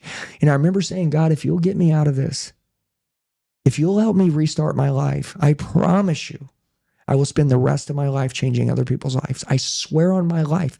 And I would do it for free, and I will do it out of a cardboard box. Still to this day, there's two things that working for the wrong person, now Jackie's in every meeting. And if she says no, the answer is no. And I'm not going to talk her out of it. There's too many options in the world right now. We'll find another way. Not fighting this woman. She's always right. And she doesn't say stuff to try. Jackie's always given me what I wanted. And so that's why I need to be very careful to listen to her, because she loves me that much that she might even let me go the wrong way if I just keep pressing on her. So I learned that when she says something, she's trying to warn me. And I need to realize with wisdom as I get older that is a fire, that is a warning shot. She's telling me I love you, and I'm sure there's another way. And there's always been. And you also mentioned something in the beginning. It's like you don't always know who you want to be, but you can, you sometimes you just need to know who you don't want to be, right? I don't want to be So that guy. the reason why I never told him, I told you so, is because I didn't want to be like my mom, because in everything that she did, she said, I told you, I told you, I told you. And I was like, man, I hated that so much about her that honestly saved, what we had going on, because I never told him, hey, I told you not to listen to that. I told you this, and this is why we're in this spot or whatever. Like, I didn't do that because I needed to go through all of that pain from when I got that. And that's the thing I hated the most about my mom. So I didn't want to bring that onto, our relationship. We're breaking generational curses. You know everything what I mean? that we don't like. Yeah. We call it the bloodline breaker. Right. Like, we're the bloodline breakers in our family. We've recreated everything. I mean, everything, the way we think, the way we talk, the way we do anything, the way we believe. But that thing that when she told me not to do that and I did it, that's where that led. because I knew that I could get us ahead for a few years working for this guy who paid more money but was a piece of crap, when I should have worked for someone else that paid less money and worked my way up with that person. But I thought there was a shortcut. Yeah. Shortcuts will get you in trouble. There's no such thing as shortcuts. Anybody that believes there's shortcuts, I promise you, you're going to give it all back. And you're going to end up, and you're going to have to restart anyway. So you might as well go the right road. There's no shortcuts. There's fast wins when you work your ass off. Yes. Like you have to work really, really hard. Like I believe that our whole business is a very fast win because we've worked so hard, like nonstop. You know, like Patrick Bet-David talks about like work until you like feel like you're hospitalized. Yes. And people are like, what? I don't want to do that. We were almost like hospitalized. We went that hard. We went crazy. But you know what though? We made it. We made it. We made it on the other side. No, we didn't die. We're still here. But I want to say something. I think there's two things that'll truly change a man's life. Jackie always said this to me, and it didn't make sense until it happened, and it might not make sense to some other people until this happened. It might not even make sense to you until the best thing you can do is pray for wisdom and say, God, can you tell me like what that means so I don't have to go through that? But more than likely 99.9% of the people that are watching will have to go through this because they can't understand what it means until they feel it themselves. Jackie said, don't wait for something bad to happen before you give your best. And that FBI thing, me almost thinking about losing my freedom. Man, dude. That's scary, man. No, it's more than scary. Internally, you know, you're thinking about your 3 kids, your wife. You're like, was it worth trying to make some money? Was it worth, like, was Nothing's worth it. Like, what was I doing? Like, why would I push like that? But you know what I learned? There was no other person in my life telling me to do anything different except her. She was the only one. And so I tell people, I'm like, dude, do you know who the greatest superpower is in the world? Next to God, it's the woman or the man standing right next to you. That's your battle mate. Jackie didn't want to be my queen. She wanted to be my battle mate. She wanted to go to war with me. I love that. Yeah, she wanted to suffer with me. Dude, listen, I told you, if there's a shootout, she don't run. She's getting freaking guns and machetes and cutting heads off. Like, we're rolling. If I go to jail, she's going to break me out. Like, I believe you. That's the scary part. Andy says he wouldn't ever pick a fight with anybody, or like if somebody tried to fight him, he'd be like, whatever. I'm like, it's okay, baby. Don't pick a fight. I'll just shoot him right behind you. I'm cool. But my point though is that like, that's how this woman has stood by my side. Like, the loyalty to Jacqueline is like insane. But I also have to respect that when she's warning me, like, I need to not like shut her up. Because she can't just keep bailing me out my whole life and then I shut her up. You know what I'm saying? And a lot of men, I tell them, I'm like, be really careful. Okay? Especially if you got a good woman. When she's saying something, like, slow down for a minute. Like, she might be telling you something that'll save your whole life. So I say, don't wait for something bad to happen before you decide to change. And so a lot of people, I want you to think about this. They don't get close to their wife. They don't take care of their children. There's a guy that created Nikes, right? Is Phil. He created the book called Shoe Dog. And if you've read it, towards the end of the book, everything has a formula in life. And be really careful if there's a problem in your life with somebody you love and you're not figuring out the formula is as difficult as it is to get it down. I figured out our formula. It was a hard one to crack. But thank God I did, because that's where we're at. That's why we have the life we have now. But in this book, Shoe Dog, at the end of the book, he talks about his daughters were just like him. They were very easy to get along with. They were just like him. But his son wore Adidas. To school every day. I want you to think about it. You're the owner of Nike. You built Nike, and your son wears Adidas. There was this like thing between them, this disconnect. Well, at 19 years old, his son died. He said in the book, I wish I would have figured out the formula with my son. To understand him. That, don't wait for something bad to happen before you change. A lot of people right now, they got something that if they don't get their shit together, if they don't fix it, one day you're going to regret it. And so like this thing that happened, it was something bad happened and I was forced to change. Okay. People, eat crap and eat junk. And in the United States, especially, they just eat. And then one day you go in, you realize you got diabetes, you're going to die. You're like, okay, what diet do I need to follow now? It's like, why would you do that? Why wouldn't you start now? Why would something bad have to happen? Why do you have to get cancer before you stop smoking? Like, why? Like, dude, when I was 4 years old, I got my toe cut off by a lawnmower. My sister ran me over with a riding lawnmower when I was 10 on accident. But my dad smoked every day in the car, chain smoked. And he would roll the windows up, and it was 120 degrees, which is like really hot. Oklahoma, humid, the smokes in the car. He would light one after the other, and he would drive down the road. And I was 4 years old. I was like, Dad, please crack the window. Dad, please. This is in the 80s.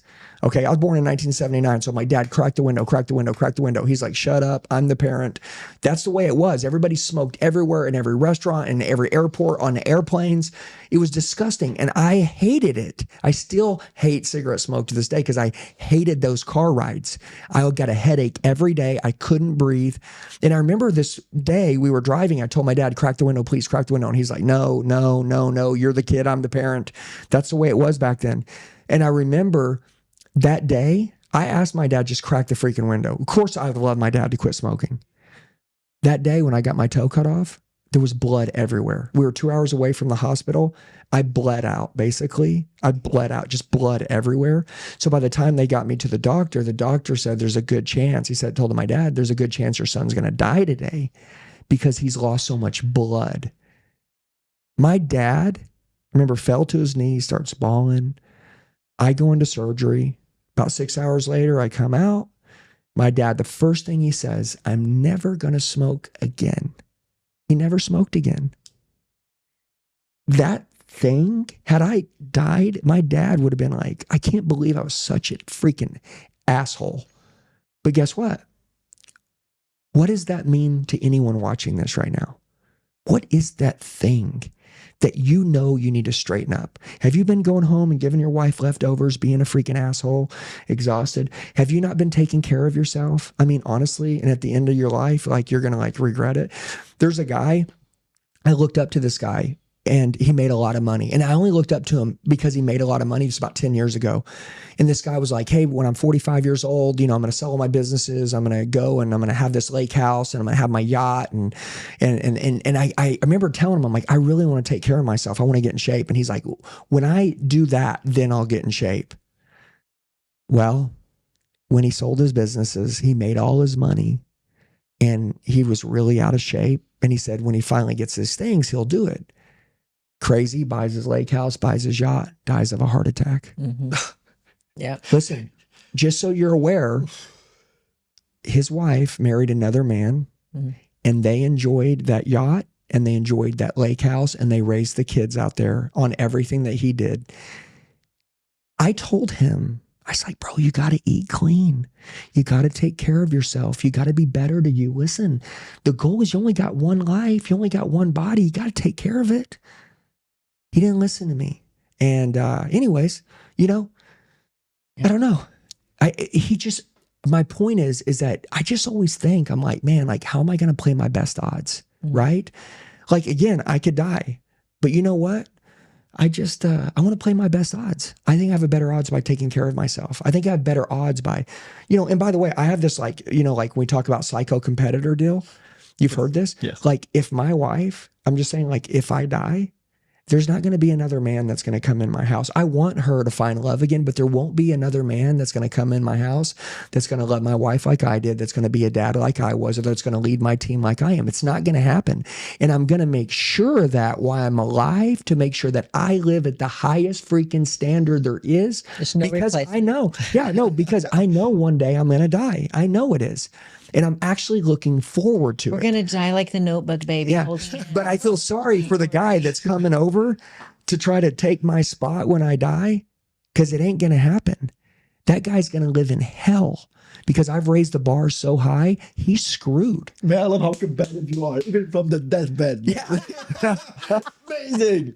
But again, I'm getting very emotional. Thank you so much for sharing and being very transparent. But even in this session and several interviews that I watched before this one, you always give credit to God. And I'm a devout Muslim. I always respect that you're very close to God, very strong Christian. Why faith is very important to you?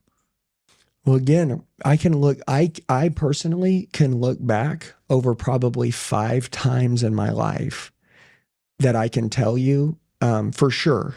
Mhm. Without him, I wouldn't be here. Yeah. Without him, I wouldn't still be with her. I mean, there's no way. I know for sure. There's been some really close calls There's that been- if God didn't exist, Yeah, we would not You have know, survived. Yeah, I just, but I remember one time that we were driving in the car, and it was me and you. We were in our 20s, or I was probably 30, you were 28. We had just had our son.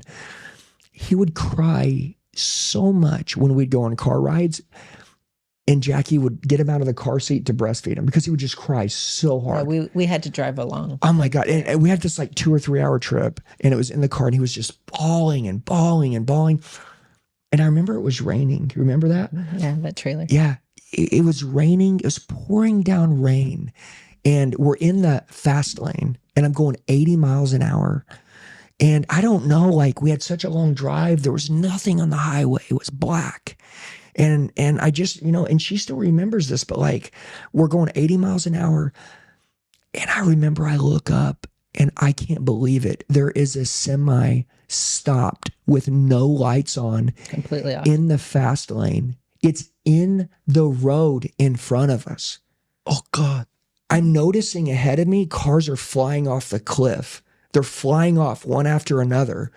And I'm literally just turned the wheel as hard as I can. I think it broke our mirror off. Mhm.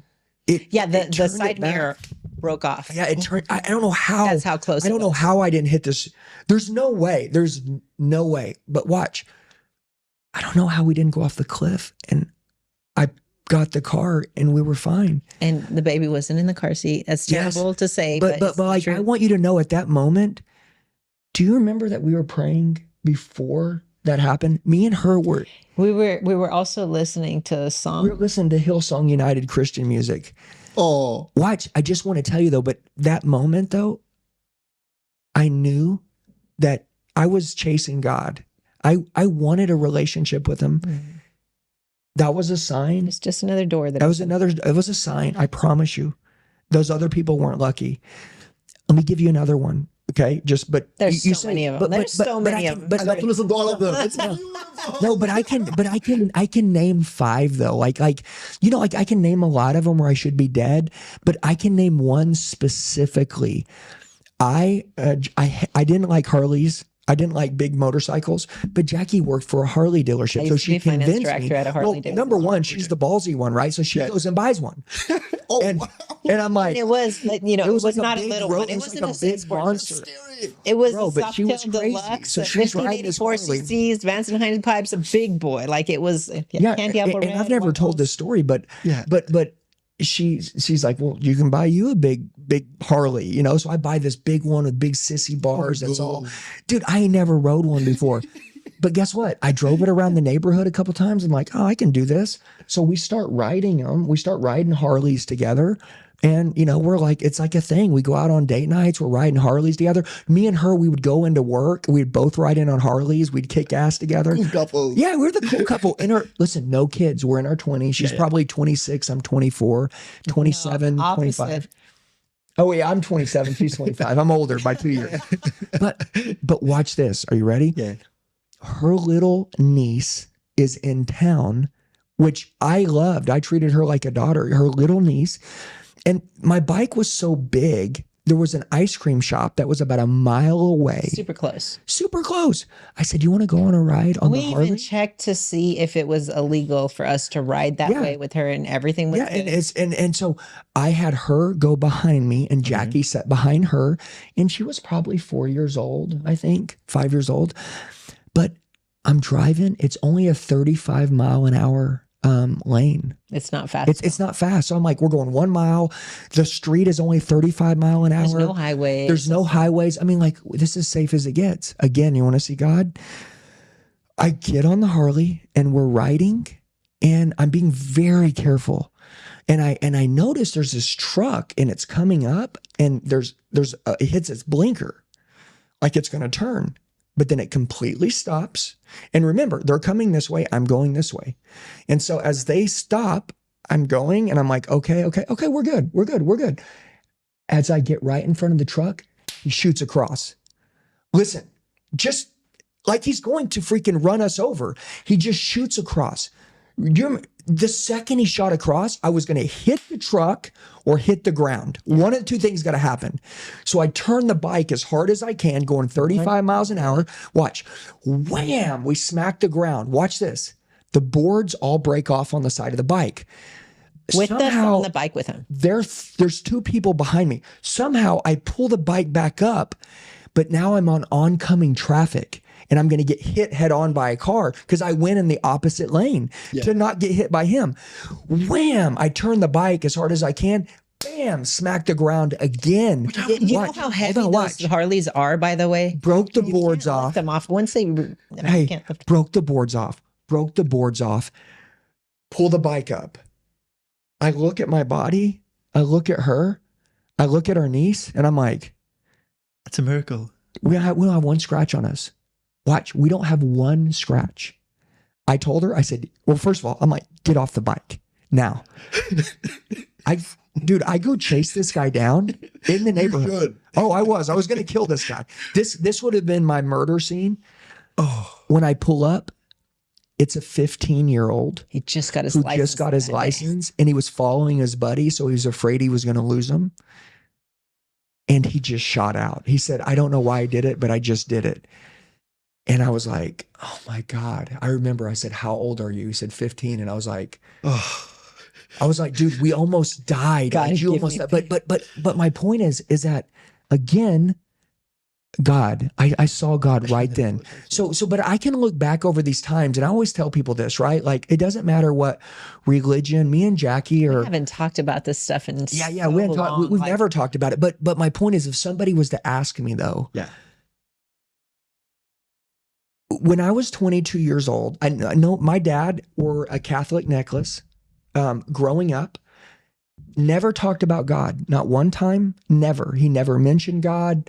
He never talked about anything, but he wore a Catholic necklace our whole life growing up. He always wore a cross, but he just never explained. No one ever talked about it. So really my whole life, I was kind of like raised on the street, running around lost. At 22 years old, I went out and drank, I partied, I did a bunch of bad things. And I remember I was like, God, I got to change my life. And I don't even know who God is, but like, I want to learn. And so I had holy jeans on. I was 22.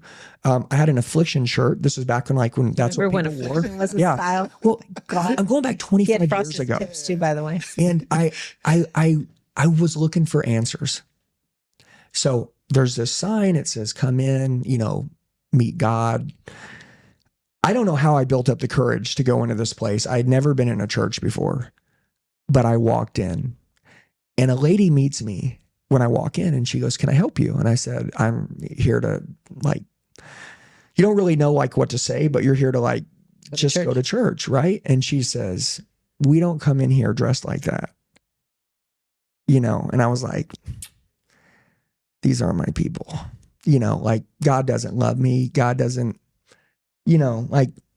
I just need to get out of here. He was just judged. And I remember leaving. And that's why I told you, I don't like rich people. Growing up, I was always made fun of. I wore the same 2 pairs of shorts every day. I always was laughed at. I was always mocked at. I was the kid that was hanging out with I had cooler friends. And when their parents would get home, they would send me home. But the other kids didn't have to go home. But I knew that I would go home because I just had shitty parents, right? I didn't have a mom at all, but my dad was always gone. You could just tell I didn't have very good manners. Again, if you don't invest in somebody, they're just going to be a piece of crap, right?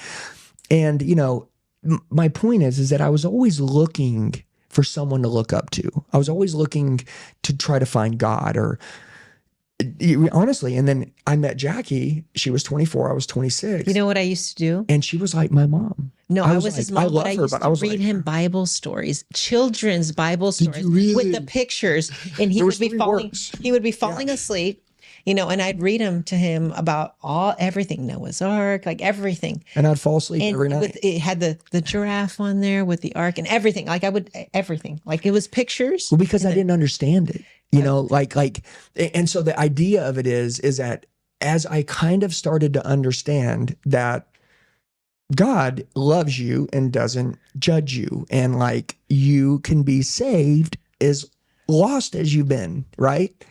And so like I'm like falling in love like with this like recreation, like being reborn, because I didn't like my identity. I didn't like my heart. My heart was very cold. You know, a lot of people have a really cold heart. People don't talk about it at all. You know, it's cool to be tough. I'm tough. I fought all the time. But having a bad heart, having a soft heart is very important in life, to not run everything, run everyone around you off. Look, if you have an ice cold heart, you're going to burn everything to the ground. And honestly, like that's what I was doing in my life, my whole life, is I would burn everything to the ground. And the end of my fate was always with my anger.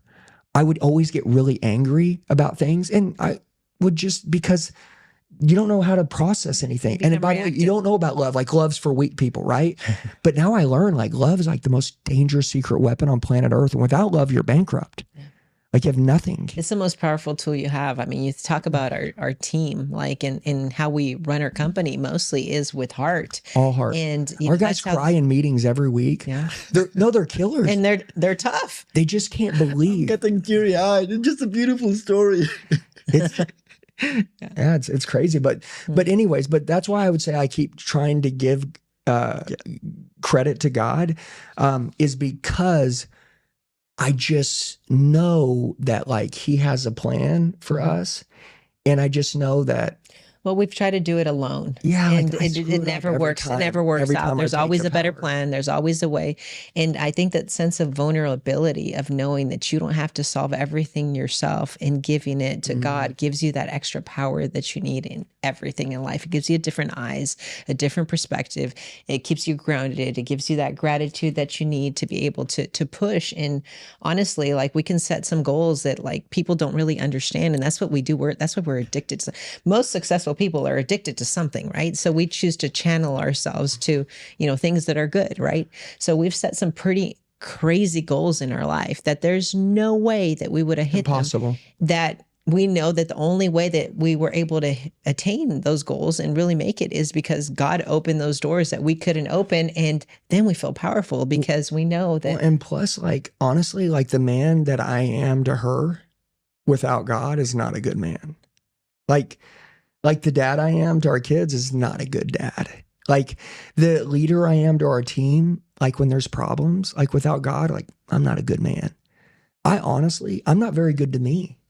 Yeah. Like I'm a pretty shitty person to myself when I don't feel the grace of like God on me, because, you know, we got to live with ourselves like our whole life, every day, every minute.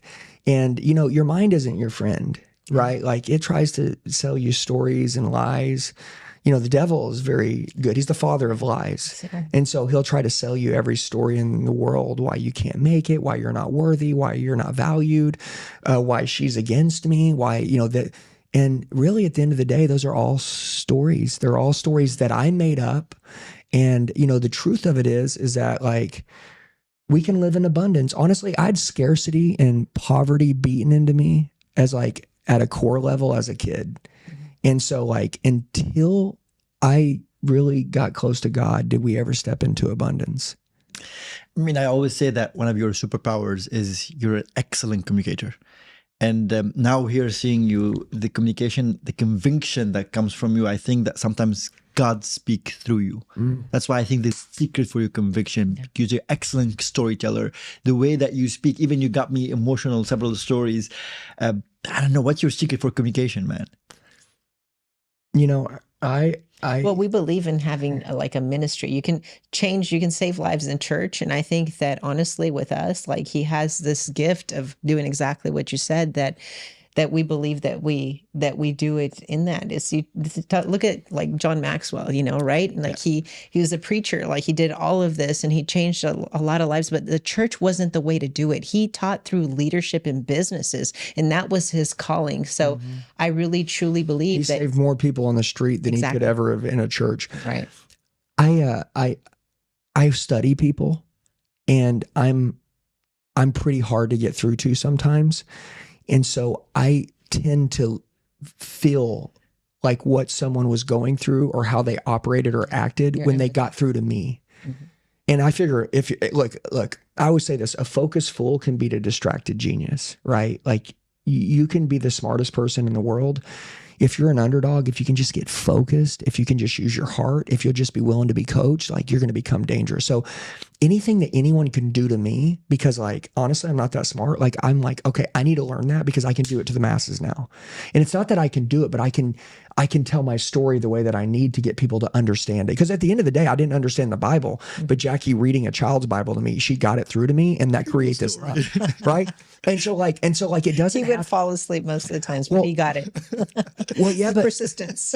But Dwayne, so me and her went to a church back in 2011, and really we've never told this story, but like there was, when I gave my life to God was in 2011. And I was in a church. And by the way, like I'm one of these people that like, I'm not going to do it. I don't take bets I can't win. So like, I don't like, if you're going to, let's arm wrestle. Like if I don't think I can win, I'm not going to do it. And it's not like I shouldn't do hard stuff, but like, it's like, I want to win at everything. So I'm like sizing everybody up and I'm like, can I win? And like, I know what I'm good at. I know what I'm not good at. And I'm not going to bite off something that I don't think I can see all the way through till the end. Even if it's super hard, I'm cool with that. But like, I have to believe that I believe I can finish it or that I can win. If you're like, let's wrestle. If I can't see myself winning, if you're like, let's fight. If I can't see myself knocking you out, I'm not going to fight you. Anything that I doubt in my head, I'm not going to take on. And so like when we were in church, we were in this small little town. So me and Jackie, we were building this big house in our 28, 29. We were building this big house. We're making a lot of money. See, me and her, we've scrapped our life many times and ran. Okay. And at this time, and she may say ran, but like called it off and weren't afraid to restart. And we literally, we were building this house on this land. We were building all these things. We're young and we're doing what everybody thought we couldn't do. And we're proving everybody wrong. And one day we're about to break ground on this new house. And Jackie comes home from work and she's like, is this what our life looks like? Like it's 10:30 at night. We leave at 5 in the morning. We don't see each other. 6 days a week we're gone. We're going to build a big ass house. Like, is this what our life is like? And I was like, isn't that what you want? Well, I was like, yeah, but I was like, that's the American dream, right? And she's like, nah, it's not my dream. She's like, I don't like this. I don't like where we're going. I don't like what this is. I don't like how we're not getting to see each other. I don't like any of this. And she's like, she goes, do you want to move to the lake and just because we had a lake house. She's like, and just get out of here. And I'm like, and like quit our jobs and leave everything. And she's like, I used to be very ballsy. And dude, watch this. I go, yes. That was a fast yes. Boom. We both quit our jobs. We sold everything. By the way, the market just crashed in 2008. The market crashed in so 2008. So when we made this decision, we moved down to the lake thinking we were going to sell everything because we had equity in it. Yeah. But overnight, the housing market would crash in the United States and everything that we had equity in now went to nothing. And now we were even upside down in it. Yes. So hold on. So That's our luck. But guess what? Me and her were together though. So we said, okay, cool. Well, we're together. And we needed God at this moment. Right. And everybody was filing for bankruptcy. Yeah. Everybody was, I kept telling her I wanted to file bankruptcy because we could easily wipe it all out. Jackie doesn't play like that. I'm Hispanic. Yeah. Okay. My parents are immigrants that went to the United States and they didn't even speak English. Like they worked really hard for everything. And, like I didn't have like the best childhood growing up. But one thing I knew is like, if my mom could come and barely speak English and she made it, I can speak English. I have legs. I have, everything I need to make it. Even if we owe money that we don't have, we made a decision, we signed on a note, we did whatever, we made a commitment to do this. I am not going to file bankruptcy. I'm not going to do that. So he was like telling me, it took us 2 years so I was the top salesman in this company I worked for. I drove an hour one way. I drove a $1,500 car. He drove a Because we had to $1,500 sell everything, and we owed all this money. a Mazda 3. Okay, I knew when he was about to get home because You could smell the he clutch. can't drive a stick shift to save his life. Okay, and I could smell the clutch when he I just was tried to getting stick it in close, the damn and I thing. knew that he was getting there because I could smell the car. I could smell the car. That was it. And I drove, another. Mine was She mine drove was a $3,000 350,000-mile Honda Pilot. or something. And But you can hear the bell. The belt would skrill when we started it. But you know what? And by the way, I was the top salesman. I was the #1 in our company. Oh, yeah. And here we are because Jackie's so stubborn that we have to pay all our debt off. Look, I couldn't even buy a coffee on the way to work. We were buckled down. I would make the coffee. I would make the lunches. I would do everything, pack I had to everything. bring my own lunch to work. I mean, dude, it was like prison. But what we learned though was discipline, and that's why we have a debt-free life now. And I learned how to make beans like 20 different ways because it was the easiest, cheapest. we thing got to cook. meat once a week. Oh yeah. Once a week, she would buy meat, and she was like, "It's meat night tomorrow." I'm like, "Yes, yes," And it tasted so good. because I'm eating beans every meal. I'm so dying resourceful. for So I some can meat. cook anything from anything. But we like went it just through this together, right? But at this time, she asked me, "Do you want to go to church?" And she was raised Catholic. I wasn't raised really anything, and we were in. I always tell people this. I don't care if you're at the bottom and you're no one and you're dead E and you're on zero. As long as you're looking for answers, you're gonna make it. Right. If you're at the top and you're at the killer, we're in a killer state right now. I operate from a state of madness. I'm always looking for answers. It's the people in the middle that are numb, that aren't looking for answers, that are in real big trouble. Yeah. And so at this point, we were down here. We owned a lot of money. And I knew we were a year or two out of even being out of this hole, even if I was #1 at the company I worked for, which I was. And we were going to be I in was 2 years of posting hell. cars for him Dude, she and was driving at home working. I was for me. working. We were hustling every way you could. I would buy a car, flip it on the street, plus working here.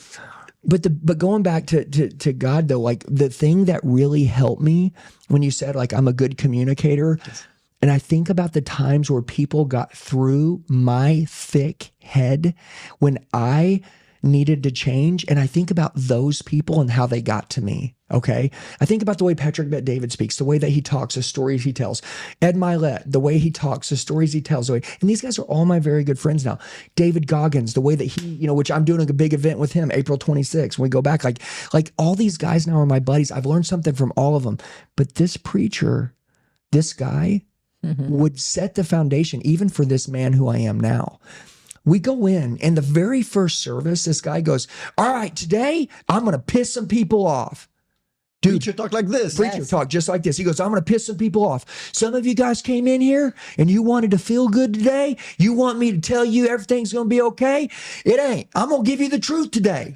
And the truth, it sucks. But the truth will set you free. So if you don't like what I say today and I run you out of here, good. I did my I job. did my job. Go find another church that makes you feel good. You want to be close to God? I'm going to lead you to the Lord today."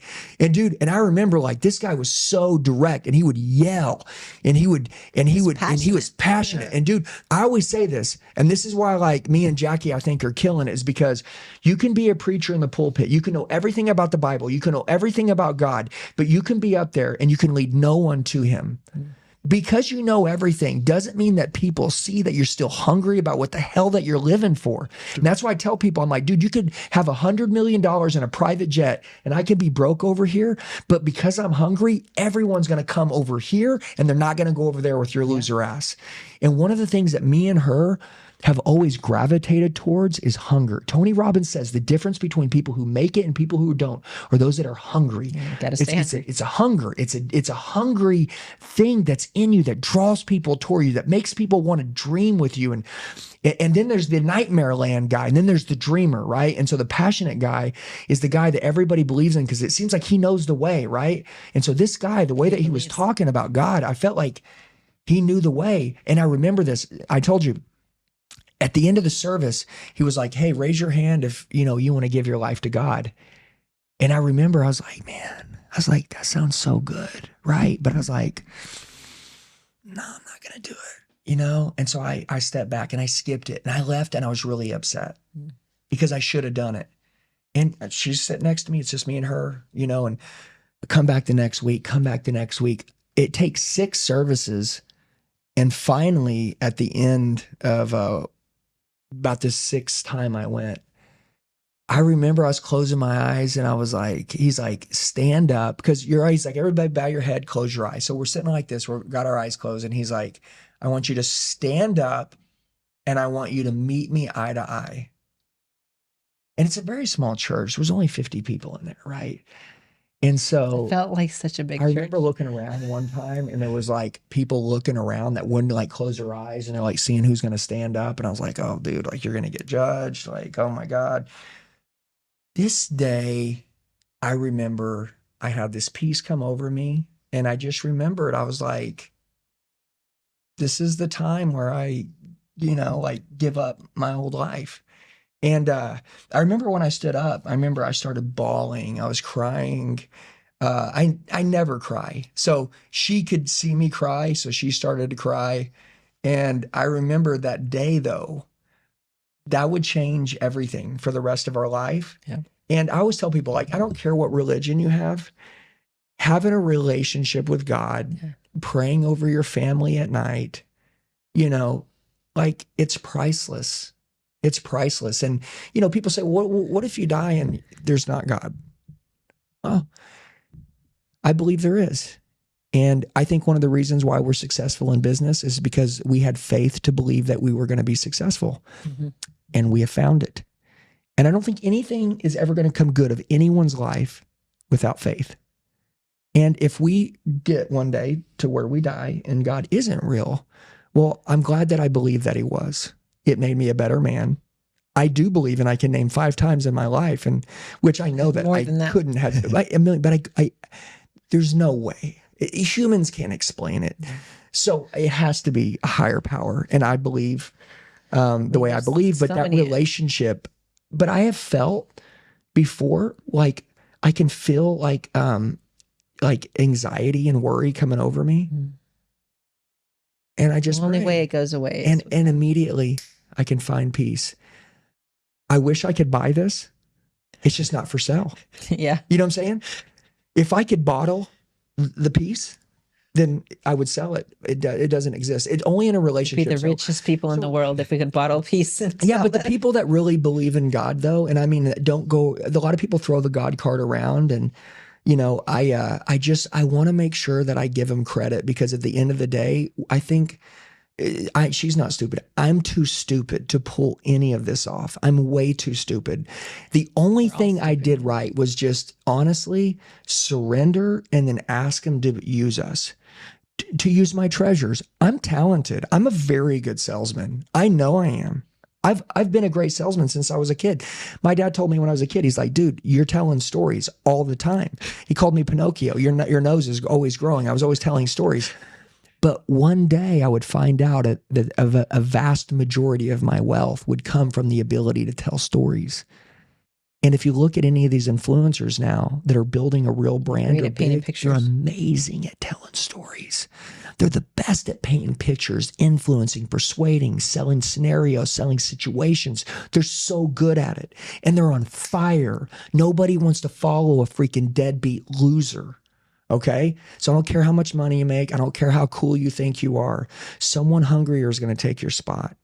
And more than likely, like Patrick Bet-David said, it's going to be an underdog. And so that's why me and her, we built our whole business around underdogs. Man, this has been the fastest interview ever, but I want to be respectful of your time. My last question is, what is the legacy that both of you want to leave behind? Why don't you roll? Wow. So it's kind of evolved. I mean, in the very beginning, we knew that we can change some lives. We knew that we can build something really cool. But the crazy thing that as business owners and what we do, for our people, and the reason why we have such a cool team is because, what we're building in them. We're building leaders. We're building people that, really, like when we first started our company, we were hiring people and they were like all single, like they didn't have families. They were just, wanting to make money, and they came to us, and then we were who we need to be. We became marriage millionaires, and they're like, man, like we're their example. Now they all have kids. They all are great dads and moms. I mean, they're really, really amazing, amazing people. So what we're trying to build is like something that's more of like a movement, like showing people that are lost. And Andy talks about like, we find, we're like, the Robin Hoods, I guess. We find the underdogs and we believe in them. We try to show more and more people, and that's why we're here. I mean, we're here in Dubai. We decided to come across the world to kind of, spread more of the word and show people what's really possible, because like we said, we didn't have success in our DNA. We were least likely to succeed in everything that we had. Like our childhoods, I mean, they're not the best childhoods growing up. But, it's, especially with a lot of different places, like we mentioned, I'm from Mexico. Like in Mexico, if you don't have the right last name, if you don't have like the right connections, it doesn't matter how hard you work, you will never be anybody. We came to the United States, and in the United States, I mean, you're just loud and you believe in something, and you start making videos sometimes or whatever, you draw some attention, you really believe in it, you can achieve anything. Right. So I think our goal is to really create something and provide some light. And, we talk about having a ministry, like we believe in like really like changing and creating more individuals that do get everything they want in life, because that's what we preach. We believe in having it all. And we're that example of who we are. So what are we doing it for? We're doing it for our kids. We're doing it for our people that work for us, that they can build their lives to create more leaders. We talk about people all the time that are great legends. We have Tony Robbins. We have all of these people. But what if we can create a bunch of those people that learn from us? Millions that is what we want to do. We want to see how much God can use us to be able to equip the world with the tools that we got. And we got a second chance. We got not a second, a third, fourth, fifth chance. I mean, 10,000. Yeah. So that's what we really want to build. We want for God to use us to see what we can do on this earth now, because we did waste a lot of time. I mean, we're not that young anymore. We have, and man, the coolest thing is so amazing when we have events. We love helping the people that are our age, and all of these people that come in. We have kids that are 17, 15 years old that are like, hey, I introduced my dad. We're coming to an event together. I brought my dad here, and, we're teaching them how to do sales. And it's these kids now that are the future that are showing the parents. And they're coming in, they're showing like, we're preaching the same thing, but sometimes they need to hear it from somebody else. And it's just really cool. That's the legacy that we want to build. We want to be able to be used in a way where we can show the light and show people like, hey, what you did in the past, I mean, doesn't define you. It's who you become now. So yeah, I think the legacy is the comeback kid. If we were to just shorten it up, it's that whatever you have done doesn't define you. Is gone. The old is gone, the new has come. The comeback kid never stopped coming back. And so there was a day that I wouldn't have wanted to clone me. Not one of me. Today, I'm really proud of the way that I treat my family, my wife, my kids, my team. I'm good to myself, which I think is super important for anyone who wants to do anything great in this life. If you're not going to be good to you, you're not going to be good to anybody else. I'm proud of the business that we built. Again, a lot of people they're making money, but they're not proud of what they've built. You've become, you can see it in your children. But I'm ready to. We're our kids' heroes. They want to be like us. I mean, a lot of people build legacy, they think, but their kids aren't seeing them as their heroes. There's lots of times where we can think in our lives that we weren't those heroes to our kids. We have become that, and we're massively proud. Yeah, I want to clone. Here's what I want. I want to clone a billion people that think like me, which is this: take very good care of your family. Because no one does. Everyone says they do, but they don't. Really be the ones that do it. I promise you, everyone will follow you. Because at the end of the day, everybody is there's nothing more important than your family. Secondly, take care of yourself. If you don't take care of yourself, you can't take care of anyone else. I want to clone people to take care of themselves. Why? People that take care of themselves generally go out and love people more. Whether they ever believe in God or they don't, they're going to provide more love, and they're going to make a difference. And then lastly, I think one of the biggest things is hope in a future. A lot of people, the reason why they don't give everything they have today is because they don't really see a future. We're alive in a very special era. The fact that, people can learn for free through a podcast like this from people who are living proof that they changed. I mean, Tony Robbins, I looked up to him. It took 40 years for him to build his business. We built our business in 4 years. Insane, man. I'm watching more people become millionaires faster every day. I'm watching people get in shape. I'm watching people be good examples. I'm watching people be leaders. But also, I'm watching a lot of fake crap going on in the world right now. Yeah. Find somebody that you want to be like, study them, learn them, emulate them, model proven practices, believe that you can become like that, and you will, and you'll even become better than them. Mm-hmm. And it doesn't take as long as they say. No. People say it takes 10, 15 years. Maybe 10, 15 years ago, but really now, with all the information available. 2 good years of being consistent, 2 good years of doing the right thing, making good decisions, being around the right people. Don't procrastinate. Like, if you want to do something, just do it, dude. Right. Just go and take the risk. And, to end it, procrastination is a thief of time. It's the devil, and it's a thief of opportunities. Mm-hmm. And be loyal. If you find someone that's good to you, that takes care of you, that gives you an opportunity, that believes in you, remember who you were and how you got built because you're around that person. You're indebted to that person. Take care of them also. Mm-hmm. A lot of people forget about how much someone's invested in them. And then when they learn enough, they run off on their own. And then when they crash, they forget that they only were that way because they were around that person, and that person was protecting them. Okay? We have a lot of people that listen to our podcast, a lot of business people that listen to our podcast. How can we and them support you guys on your mission? I mean, you can follow us on social media, right? Which is like official Andy Elliott. Go to YouTube, we have a big YouTube page. Or Instagram.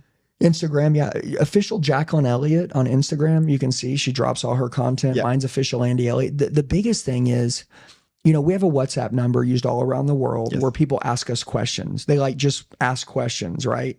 And I created this number when I started my business, and it's been the easiest way for me to talk to people, right? And it's a number. It's 918-210-0254. +1 for here. Yeah, but it would be a U.S. number +1, but it's 918-210-0254, U.S. number. You can text. Or you can go even a lot of people, it's easy. Just go to my Instagram, click in my bio, and then you can reach out to me. I mean, at the end of the day, how can you support us? Honestly, look, we don't need anyone to buy or pay or to do anything. You know what I would say? Take this podcast, watch it 15 times. Really? Get a spiral notebook, get a pen, and just take notes. Yeah. And the thing that stands out to you the most, pick 1 or 2 things. Yeah. Dude, go knock them out. And I promise you. Find your weakest points. And your whole life will change. And then you're an investment. So spend money on you. In the United States, it's $1 billion a day industry that people are self-developing. That $1 billion, 95% of that money comes from inside the US. Mm-hmm. So it's telling me that a lot of other countries aren't really big into self-development. They're not really spending money on themselves, but they spend money on crypto, they spend money on real estate, they spend money on cars. Dude, on cars. The ROI on yourself, ROI on a house may be 3% or 3 times. But ROI on you when you invest in you, 1,000%. It's insane. So I would just say, find someone that you want to be like and get as close as you can. Pay them to teach you. People pay us for sales. We teach them. People pay us for leadership. We teach them. We do masterminds. When we came to Dubai, I mean, we're throwing a whole bunch of free events down here. Mm-hmm. Free. We're just going to rock this area. We're going to pour into the community. And we're going to share. We started our business by making free YouTube videos, and then the people changed their lives. So yeah, be a value first person. Yeah, that's what we do. Yeah. So we built our company based off giving free value for 1.5 years and not making any money. And then one day when I created something and I was like, hey, everybody already owed me money. Yeah. It felt like they owed you. Because I already changed their life for free. I gave it out on social media. And then so they bought what we had, and we didn't hide it behind a paywall. Pay me and I'll teach you. No, we gave it away for free online. And then we created some curriculum that could help people learn fast, structured training, I mean, you could go watch, I have 2,000 YouTube videos right now. Mm-hmm. I mean, that would sound like a nightmare going to try to learn 2,000 YouTube videos to figure out how to overcome an objection in sales or how to recruit and hire. Yeah. Just go buy the recruiting and hiring training. And then literally after, 3 days, you know how to do it. You don't have to watch 2,000 videos to hopefully find me say somewhere in a video somewhere how to recruit somebody. And so that's the power, is like cut the check for speed, and you're an investment. So just, whoever that is with you, just go do it. I promise you'll grow. That's the shortcut. Man, Andy, Jacqueline, I still have so many questions that I haven't covered. You guys always have a spot here on the podcast. Whenever you guys are in town, please. But again, thank you so much for being here. Thank you for having us. We really appreciate you.